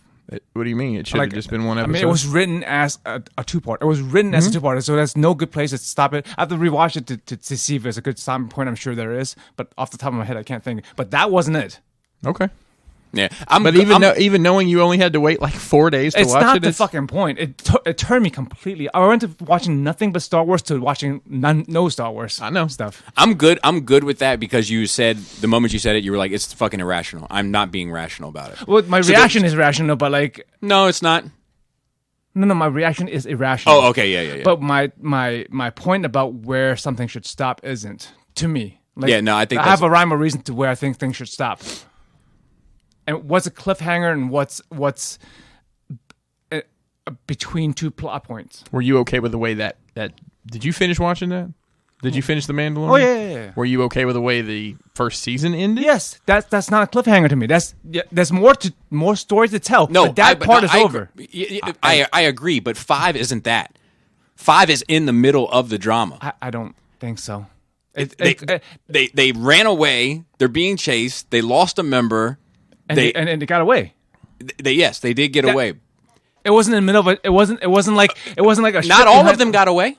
One of them is captured, and that is the end of that plot point. He got caught. He is now frozen. So it's about ending. It's not. It's about capping plot points. That's your point. Yes. Like I don't need the overall arc to be complete. But it's still a very. I understand what you're saying. I don't agree, but I understand it. Mm-hmm. I get it. I get your perspective. I don't agree that 5 isn't the same. To me, I view it the same, but I get it. That being said, do I think that it is the most elegant stopping point between Chapter 7 and 8 of The Mandalorian? No. Being as though it's coming 7 days later, who gives a shit? I do, obviously. And from a format standpoint, they had 2 hours of story to tell, and it's ballpark an hour show. Right. And that's why they did that. And I'm not saying I don't want to watch it or regret watching it. It's like I should have waited to watch it at the end when it's complete, like I should have. Like I want to. See, I enjoy the hell out of the weekly. That's my. One of my favorite. I think it's a preference thing. I'll tell you one of my favorite things about The Mandalorian is that we talked about it every week and we were all on the same page. Until that episode, there was no. I just didn't want to fucking anything. I didn't want anything to do with it at that point. At that week. No, until that episode, we still talked about it. No, until we still continued. Everything, nothing changed as far as the conversation. My feelings changed. Your feelings changed, yeah. But I didn't want to talk about it. But nothing changed in regard to how we're like. For instance, if The Witcher was episodic, I'd be right there with you. But the fact that it's sitting all like this, like a fucking ominous thing floating. I got to watch all these fucking episodes, and I can't even get into the first one. Daunting. It's daunting. Whereas, like, I don't see. We just have different perspective. Yeah, I would have been. Because you can watch one a week. You have the choice of watching one episode a week. You were right in that we have a different perspective, but you're wrong in the sense that where we would sit at this table regarding that show would never be the same because our time is not the same. Our time availability is not the same. But, like, obviously we can all afford an hour at some point during 7 days because we did it for 8 weeks. I mean, I can afford time when I want to. Like, I watch all of Witcher in one day. That's my point. That's my point, is that I can't. I can't either. There's no fucking way I can sit down and watch 8 hours of television. But if something is completely released, like if Mandalorian dropped complete all together, I wouldn't have been able to consume it all in one day. Right, but I'm saying you have the option of watching one episode a week if you so choose. That's fair. That's fair. You can if you want. You can be like, oh, you know what? I want to make it a family thing. Every Friday we're going to watch one episode. But we could not have the dynamic conversation. Exactly. You're missing the point of what I'm saying, is that we're still not going to be on the same page. And if Witcher had come out, we'd all been on the same page. Because it didn't, even if I tried to watch it all. We'd have sat down at this table and we'd have all been on different pages because our lives are just, people's lives are fucking different. So like that's what for conversation reasons. That's what I love about the man. When I was going to work, everybody was on the same page. When I was here at this table, everybody was on the same page because everybody was talking about what happened 40 that minutes. week. Yeah. That's the beauty of it. I think it's because I don't talk to people, so that I don't get that perspective. I mean, I talk to you guys here. And Krista. Yeah, but I talk to her every day. Right, of course. I don't have the excitement of talking to people at work or anywhere else in the world. Right. No, I understand that. But even with Krista, like if a show comes out, there's no guarantee that you guys are going to watch it all together. Yeah, we do. Not necessarily. There's never been a show that you guys have watched at different times. Clone Wars. What do you mean? You've seen Clone Wars before. Yeah, a long time ago. That's my point, though. That was before her. That you saw Clone Wars before her? Like she didn't watch anything Star Wars. No, I understand we watch things separately that if we don't plan to watch together at all. But that's what I'm saying. Like she watched stuff that I don't watch, and I watch stuff that she doesn't watch. Correct. I understand that. Yeah. But what I'm saying, you're not Netflix cheating. I get that. Because I have HBO cheat before. I will admit it. I have HBO. You will continue to do so if you need as need be. My wife watched The Witcher all the way through without me. But she told me she was going to, and my plan was to watch it on the road, and I didn't watch it. HBO cheated. So now on my wife we're watching it. We're watching it together again. So my wife's watching it for a second time. But like, there's something about everybody being in the same space. And like, if something were to come out, then I think even if I'll go back to Witcher just because it's the most recent thing I can think of, right? Like, Laura has no interest in it. Like she's just like when I tried to watch it the other night, she's like, all right, I'm gonna go to bed. But if it was episodic, she would watch it because in her head it's easier to digest. It's easier to digest. I just had to sit down and watch this, and then it's over. But the fact is that if I got immersed in it, if it just honked my horn, there's a chance. I'm gonna start saying that more often now. But there's a chance that I would have been like, fuck, we got to go on to the next episode. But then my steam might outrun her steam. Well, that's why. And then she has to play catch up. Well, that's happened. Right. That's but we keep up with each other, me and Chris. And it's like when I want to go to bed and she wants to watch an episode, I just watch another episode. Same the other way around. We'll just until both of us runs out of steam, we keep going. Well, I mean, the answer to that is let's watch this episode. That's all the commitment. That's what I'm saying. Like you can choose to watch the one thing. Well, that was good. Let's watch another one tomorrow, or whatever. Or do you want to watch another one? No, then we'll watch it tomorrow. Choosing to watch that one thing has nothing to do with what I'm saying, Joe. No. For conversations, I understand. Correct. Okay. So, I mean, there's two separate conversations. Okay. There's that. Yeah, we're having two conversations about conversations. So the multiplier gives you 4 conversations. Well, let's have a conversation about the amount of conversations we're having. So we can. I like my conversations to be in odds. I need a podcast about podcasts. One conversation or 3 conversations. Dude, I bet there's podcasts about podcasting. There are. But I need. For sure. I've almost listened to them because I've been like, no. I need the Cool Table podcast show because sometimes I'll be like, man, I want some new shit to listen to. So I'll be like, man, this show says, talks about the top ranking podcast, but I might want to give it a shot. A recap show. SU comes out and the next day you podcast about the episode that just came out. Yes. Yes. Speaking of podcasts, I do want to give a shout out to Eminem is starting a podcast. Eminem was on the podcast? I heard about that. Yeah. Well, I think that's a good idea. I think it's a smart move. It's like all women. It's as much as good as it tastes or something. Like I can't remember. Gosh, that's not the name of it, but it's a good name. Whatever it is. Total package. The total package. Why did I go to a weird place with it? That's not okay. I don't know. Just because how you are, Bobby. But yeah, so I want to give them a shout out. They actually have a show premiering tonight, so shout out to them. I'm curious to see what they do. I think that's a good idea. And then Eric B and them have a podcast starting. Yep. I believe they're recording, I think, week after next, maybe. I don't know. But it's actually a podcast. It's a pre-recorded thing they're doing. They're not doing a live stream kind of vibe like a lot of us do. So I talked to Jason Lowry about that because he's involved. So I'm anxious to see what those guys do. It sounds like they've got some fresh ideas. What's the name of theirs? It's like something nerds. The Nerds Have Spoken. The Nerds Have Spoken. Yeah. So shout out to them as well. They're supposed to get something off and running. Do we want to talk about 9 at all? Where are we at with that? I'm episode down. Yeah, because Joe has finally seen it now. Oh shit! I don't know. I mean, we can. I don't know. Let's have a brief 10-minute or less. I've said everything I need to say about it, but so I've seen it a second time now. Okay, I like it more. Good. Now the only thing that bothers me is the last 10 minutes or so. That really bothers me. That I have a hard time So that's coming to terms with. You have to paint a picture here for me. So that's after the basically when Kylo shows up at the Sith Temple. Okay. From that point forward, I struggle with that movie. I really struggle with it, and I've also learned something else. And I don't want anybody out there to think I'm being negative about Star Wars. My issue with it isn't necessarily. I was talking to Joe about this. Isn't necessarily the movie. It's how the movie fits into the saga. Okay. And that you've said that from the day one. Oh yeah, that meme I shared like fucked with me. Yes, I think that's worth reading on here. Which one is this? I have it. Let me find it real quick. I saved that one because it is a valid point. It's is this a Rick and Morty character or something? Yes, it's Morty. Okay, so he says, when you leave the cinema and realize J.J. Abrams ended the entire Skywalker saga on Palpatine successfully using love to manipulate, corrupt, hurt, or kill every single Skywalker across 3 generations, ultimately resulting in the total eradication of the Skywalker, Solo, and Amidala bloodlines, while Palpatine's heir lives on and claims the Skywalker name and legacy. It's fucked. I didn't pretty see it fucked that way. I didn't fucking. That's fucking crazy. And then this is Morty. That's Morty. Yeah. Morty says, "You son of a bitch." It's fitting. And it's not Rey's fault for being a Palpatine. No, but like it just. It's not anybody's. When you put it that way, it's just bad. Yeah, it's just there's a way to view the Star Wars saga as Palpatine winning. It kind of is. Yeah. But Joe, we haven't really gotten your. I'm not sure why I said gotten. That was very Trailer Park of me. But we haven't really got your opinion on this. It's all true stuff's coming out. His southernness, your Trailer Parkness. So let's hear it.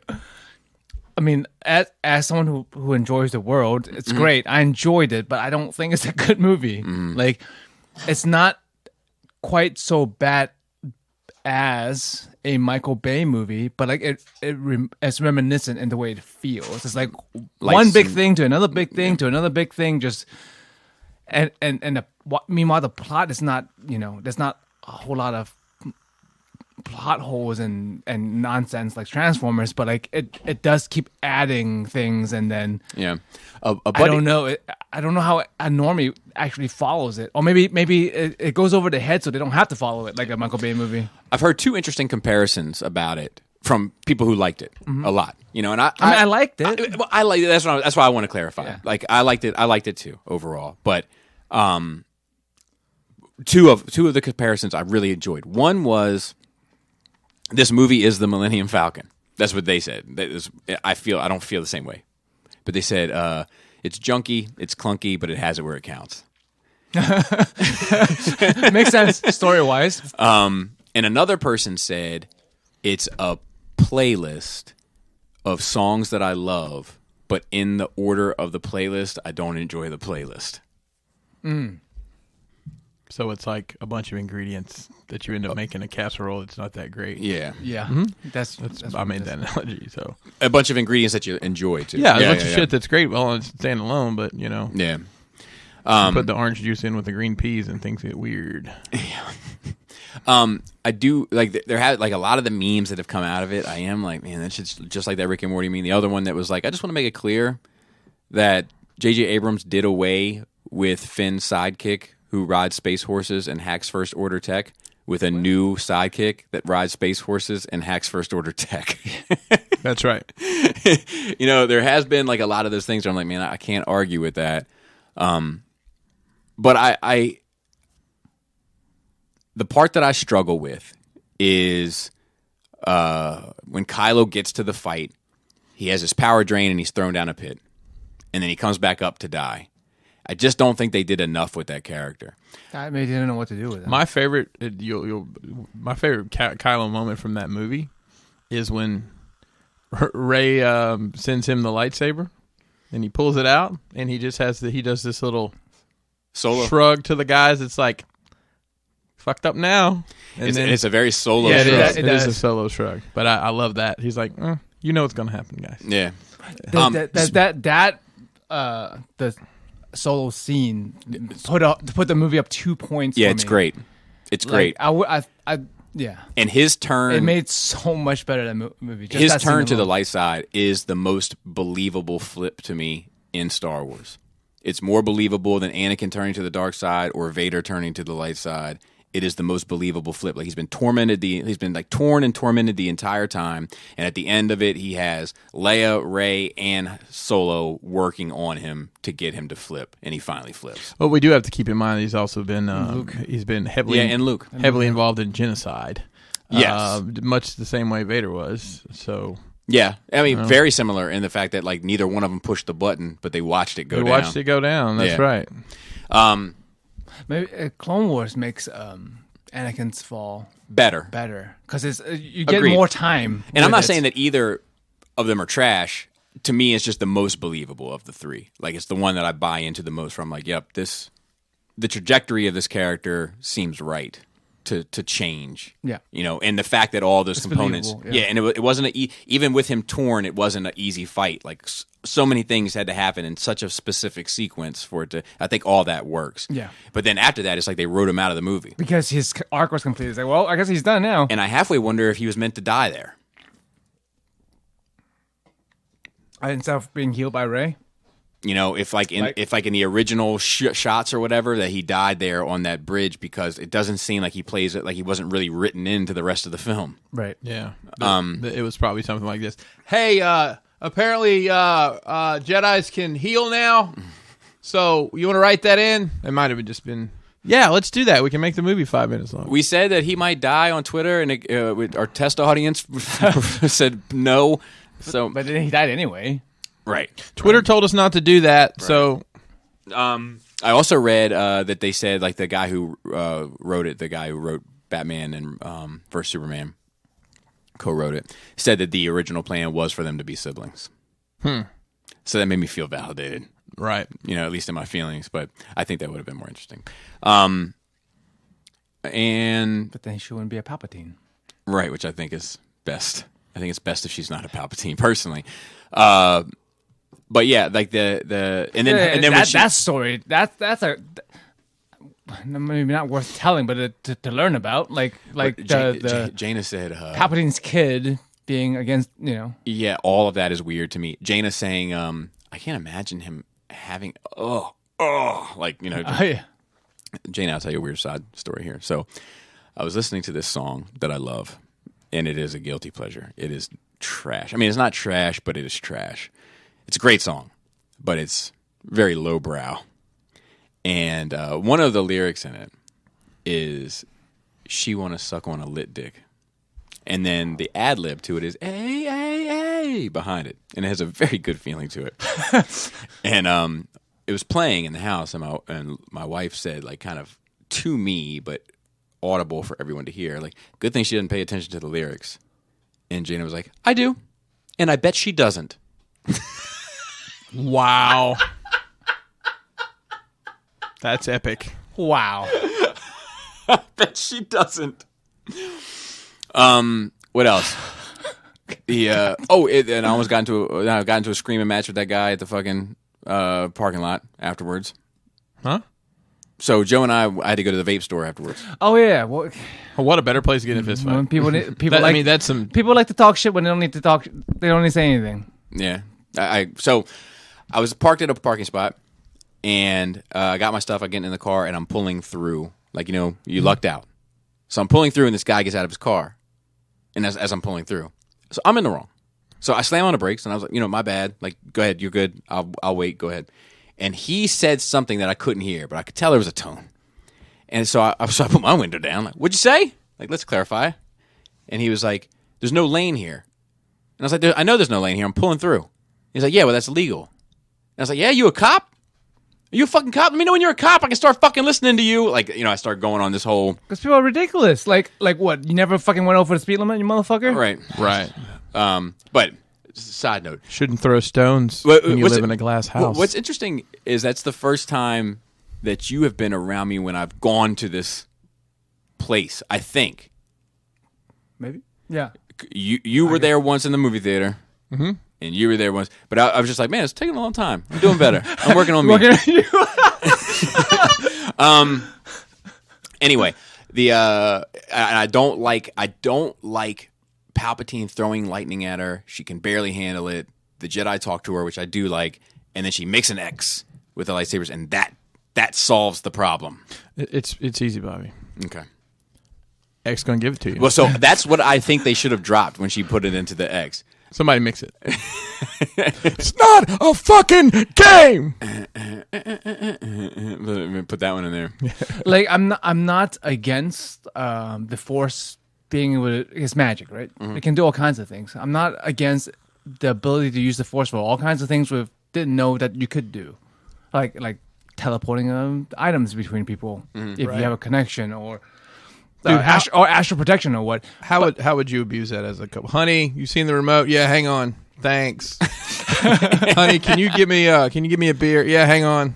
Thanks. And I like a lot of the plot points that creates, like finding the necklace and realizing where she is. Yes, that was a cool thing. And I also like the when the helmet lands and he's like, "You're on my ship. You're in my room. You're in my quarters." This bitch is wearing my underwear. Go get her. I want to talk about two other things, because I don't want to ever just have it be a bash fest. I want to talk about two things I love that are. So one is the smoke coming out of the engines on the ship that the Knights of Ren are in. I haven't spoken about it. I keep meaning to, but when the thing is flying through space, it's like an old rugged beat up fucking, and like there's fucking black smoke that comes out of the engine thrusters of the ship. I love while that. It's in space. Yes. It doesn't make any sense. Of course not. I mean, but it's perfect. That's Star Wars. That's Star Wars. That is Star Wars. That's the opposite of Star Trek, definitely. Correct. Actually, the ion cannons wouldn't have fired in that direction. There's one shot. It's towards the beginning of the film when the Knights of Ren are flanking Kylo Ren, and they're walking into the Imperial or whatever, the First Order meeting, right at the round table, for lack of a better term. I like the helmet. Yes. Before that scene. So the camera is behind their feet as they're walking, and there's like shit all over the boots of the Knights that are like they're just like falling out, like the shit's just falling off their boots all over the floor. The mouse droids are going bananas. We never see dirty floors in those things, and like it's something like I love this little twist on old ideas that make something totally fresh and new to me. So I love that as well. 30 seconds later, there was a droid back there going like in Fifth Element. Fifth Element. Well, I was going to say, I think is it Wally when they're in the ship. Yeah. Cleaning droid. The point of what I was saying about the Force not being against all the powers is I don't like inconsistency, though. That throws me off. Like, so Palpatine can throw giant bolt lightning into the air to take down ships, but like still shoots a little beam at Rey. Right. Do you know what I mean? Yeah. And it's inconsistent with his turn the voltage down. right. It's inconsistent with like his powers we saw from 6 or 3. But so I'm with you, and I'm with you generally. But if I'm just playing devil's advocate, if I'm just fighting for him versus Rey, it doesn't make any sense. Because he's using that lightning right then, and then all the ships, right, and then he's using it on Rey, and he can't make a difference. So I'm with you there. I don't think he was trying to kill her. So that's the argument that can be made, but he doesn't need her anymore. He already got her power. He got her power, so that's the caveat to that. Maybe that. Now, the reason why I would say that he's not as powerful in 3 is because this Force dyad is supposed to be so powerful. He just drained the power from them, so he theoretically maybe wasn't as powerful with the Force in Episode 3. I could play it that way, but I'm with you generally. Mason came up with we were talking about Star Wars the other day, and he said, "What if you just watched if you've never seen Star Wars before, and you watch 3, 6, and 9? Would it make any sense to you?" I mean, I think he may be onto something. Yeah, I think he might be able to watch those if you've never seen any of it. Watch those 3 movies. Like a recap show. Mm-hmm. I would love to sit people, and it's just Palpatine's story at that point. Exactly, it is. Yeah. I mean, it might be Palpatine's story anyway. Oh, it is Palpatine's story. Yeah, I mean, honestly, it is. It's C-3PO and Palpatine. That's what it's about. Dude, he's still great in that movie. 3PO. He is. Oh yeah, the best. The best. The best 3PO I've ever been. The only times I've ever liked him. My favorite I can't one. say that, but I agree. My favorite scene is when they're on, I don't know, the desert party planet, whatever that was. Pisana. And they're all looking at him because he said something stupid, and he turns around and looks to see what they're looking at. It's just such a little thing, it's great. but it's great. It's great. It's great. It was Selena's favorite part when we walked out. It was like she was like, "3PO didn't think they were talking to him or looking at him." Are you interested at all in finding out more about Poe's life before he was a rebellion fighter? running the spice. Yeah, not really. Not now. Like, Poe's another character I think they could have done. So, I can't remember what platforms I may or may not have said any of this shit on because I can't keep it all straight in my mind anymore. Because you have like 20 different podcasts. So, if I could go back in time and get on a boat with Cher, I would say, look, you need to put some pants on. And not because your video is risque, but because the ass is trash. Oh, my God. Different standards back in the day. It was. So, anyway, but if I could go back time. She probably gives a really lousy head, too. Just this bit. It's just hair everywhere. Everywhere. Everywhere. So, I would sit Rian Johnson and J.J. Abrams in the room, and I would be like, here's the plan. You guys agree on a story for all 3 movies. Yes.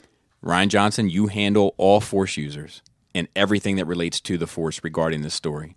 J.J. Abrams, you handle all the adventure stuff. Blow some shit up. All the non-Force users and all of the fun adventure stuff that goes on simultaneously with the Force story. Make these movies happen.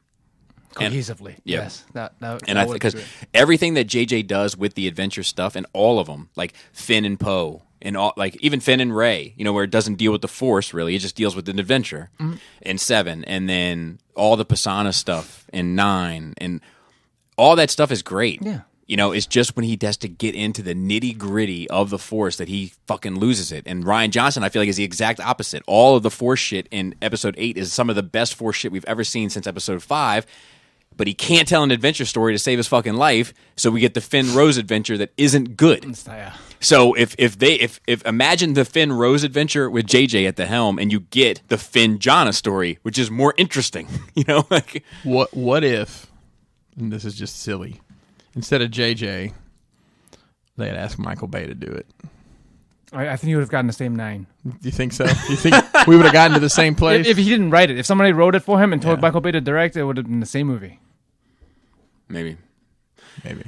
Anyway, but a little bit more explosion. I did enjoy it more the second time around, and I'm happy that, and I'm sure I'll like it the more I see it. It's just those last 10 minutes are always going to be hard to find. Oh, the other thing is, real quick, this Colin Trevorrow script leak. Tell me more. It's out there now. About what I don't know anything about. So he was the guy that was originally supposed to do 9 that they removed and replaced with J.J. Abrams. What was his pedigree? What did he come from? I don't know. I can look it up, but I'll look it up while you talk. Okay, his script is out there. People have been asking me, like, do you wish we would have got that? Like, no, not really. Like, you read it? Yeah. Oh, I didn't read it. I've listened to a YouTuber talk about it. I don't think it's any worse than what we got, but not better. But I don't think it's any better than what we got. It's just different. There's some things I like more about his, but there's some things I like more about what we got. He did the new Jurassic Park stuff. Okay. He wrote and directed one of them. Yeah. So it seemed like it was going to be more serious. There's some things that he was going to do that I would have liked to have seen that sounded cool. You were going to see Coruscant with First Order occupation on Coruscant. One of those scenes was going to lead to R2 and 3PO. Don't we see Coruscant? No, we never see Coruscant in any of the sequel movies. Do we see that at I thought the end during the celebration? I thought there was. I thought we saw the building. I don't think so. And I'm pretty sure. I remember thinking I know we see Bespin. We see Endor. I don't know. I don't know. In my head, I want to say no, but I don't know. Okay. R2 and 3PO were going to be walking around on the streets of Coruscant, and it was going to be like an old abandoned city at this point. Like just like in Coruscant Nights. Bobby, hardcover. If I come over at night and read you a chapter, like every night. Yeah. Oh, just like how Dana does with Selena. Or what if I do? What if we? Here's like a fun project. Let's make an audiobook out of that ourselves. Entice him with Brofest tickets. Yeah, that's what we'll have. I could trade in for a voucher. I return one book, I get 5 vouchers. There you go. Hey, there we go. So, there's a couple other things. R2's killed in the Trevorrow script. Okay. There's like a real heartfelt moment with 3PO kind of mourning him. Mm-hmm.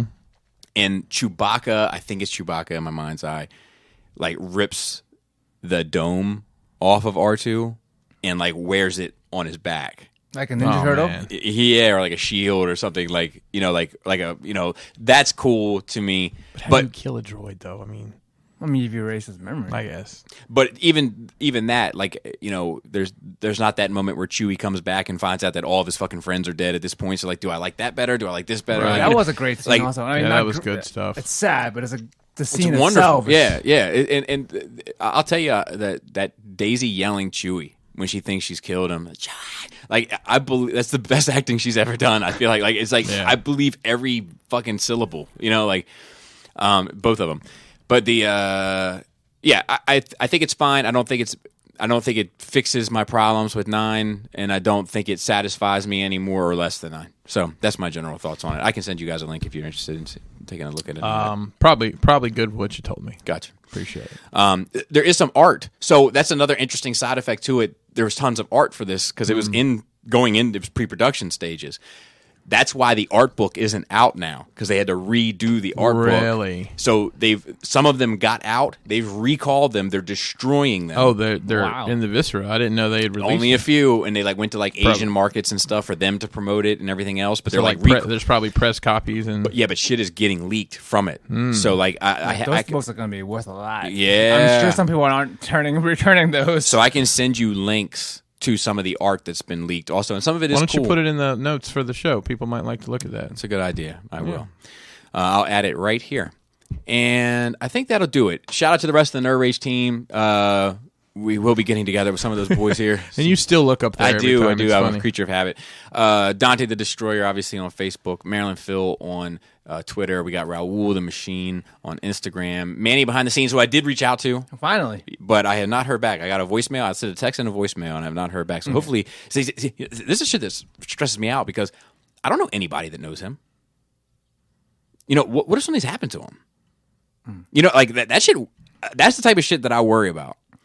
And Gort and Andy helping me with all the Force stuff. So yeah, Esteban.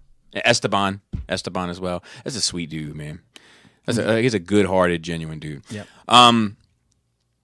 Shout out to the Cool Table, Shadowcast Uncut, Enter the Realm, Stasis Lock, and building up to it, Fresh Communications, Breaking the Mold, and Verbally Challenged. And with that, Floppy Labius. Tasty Tank. Tight Dick Player.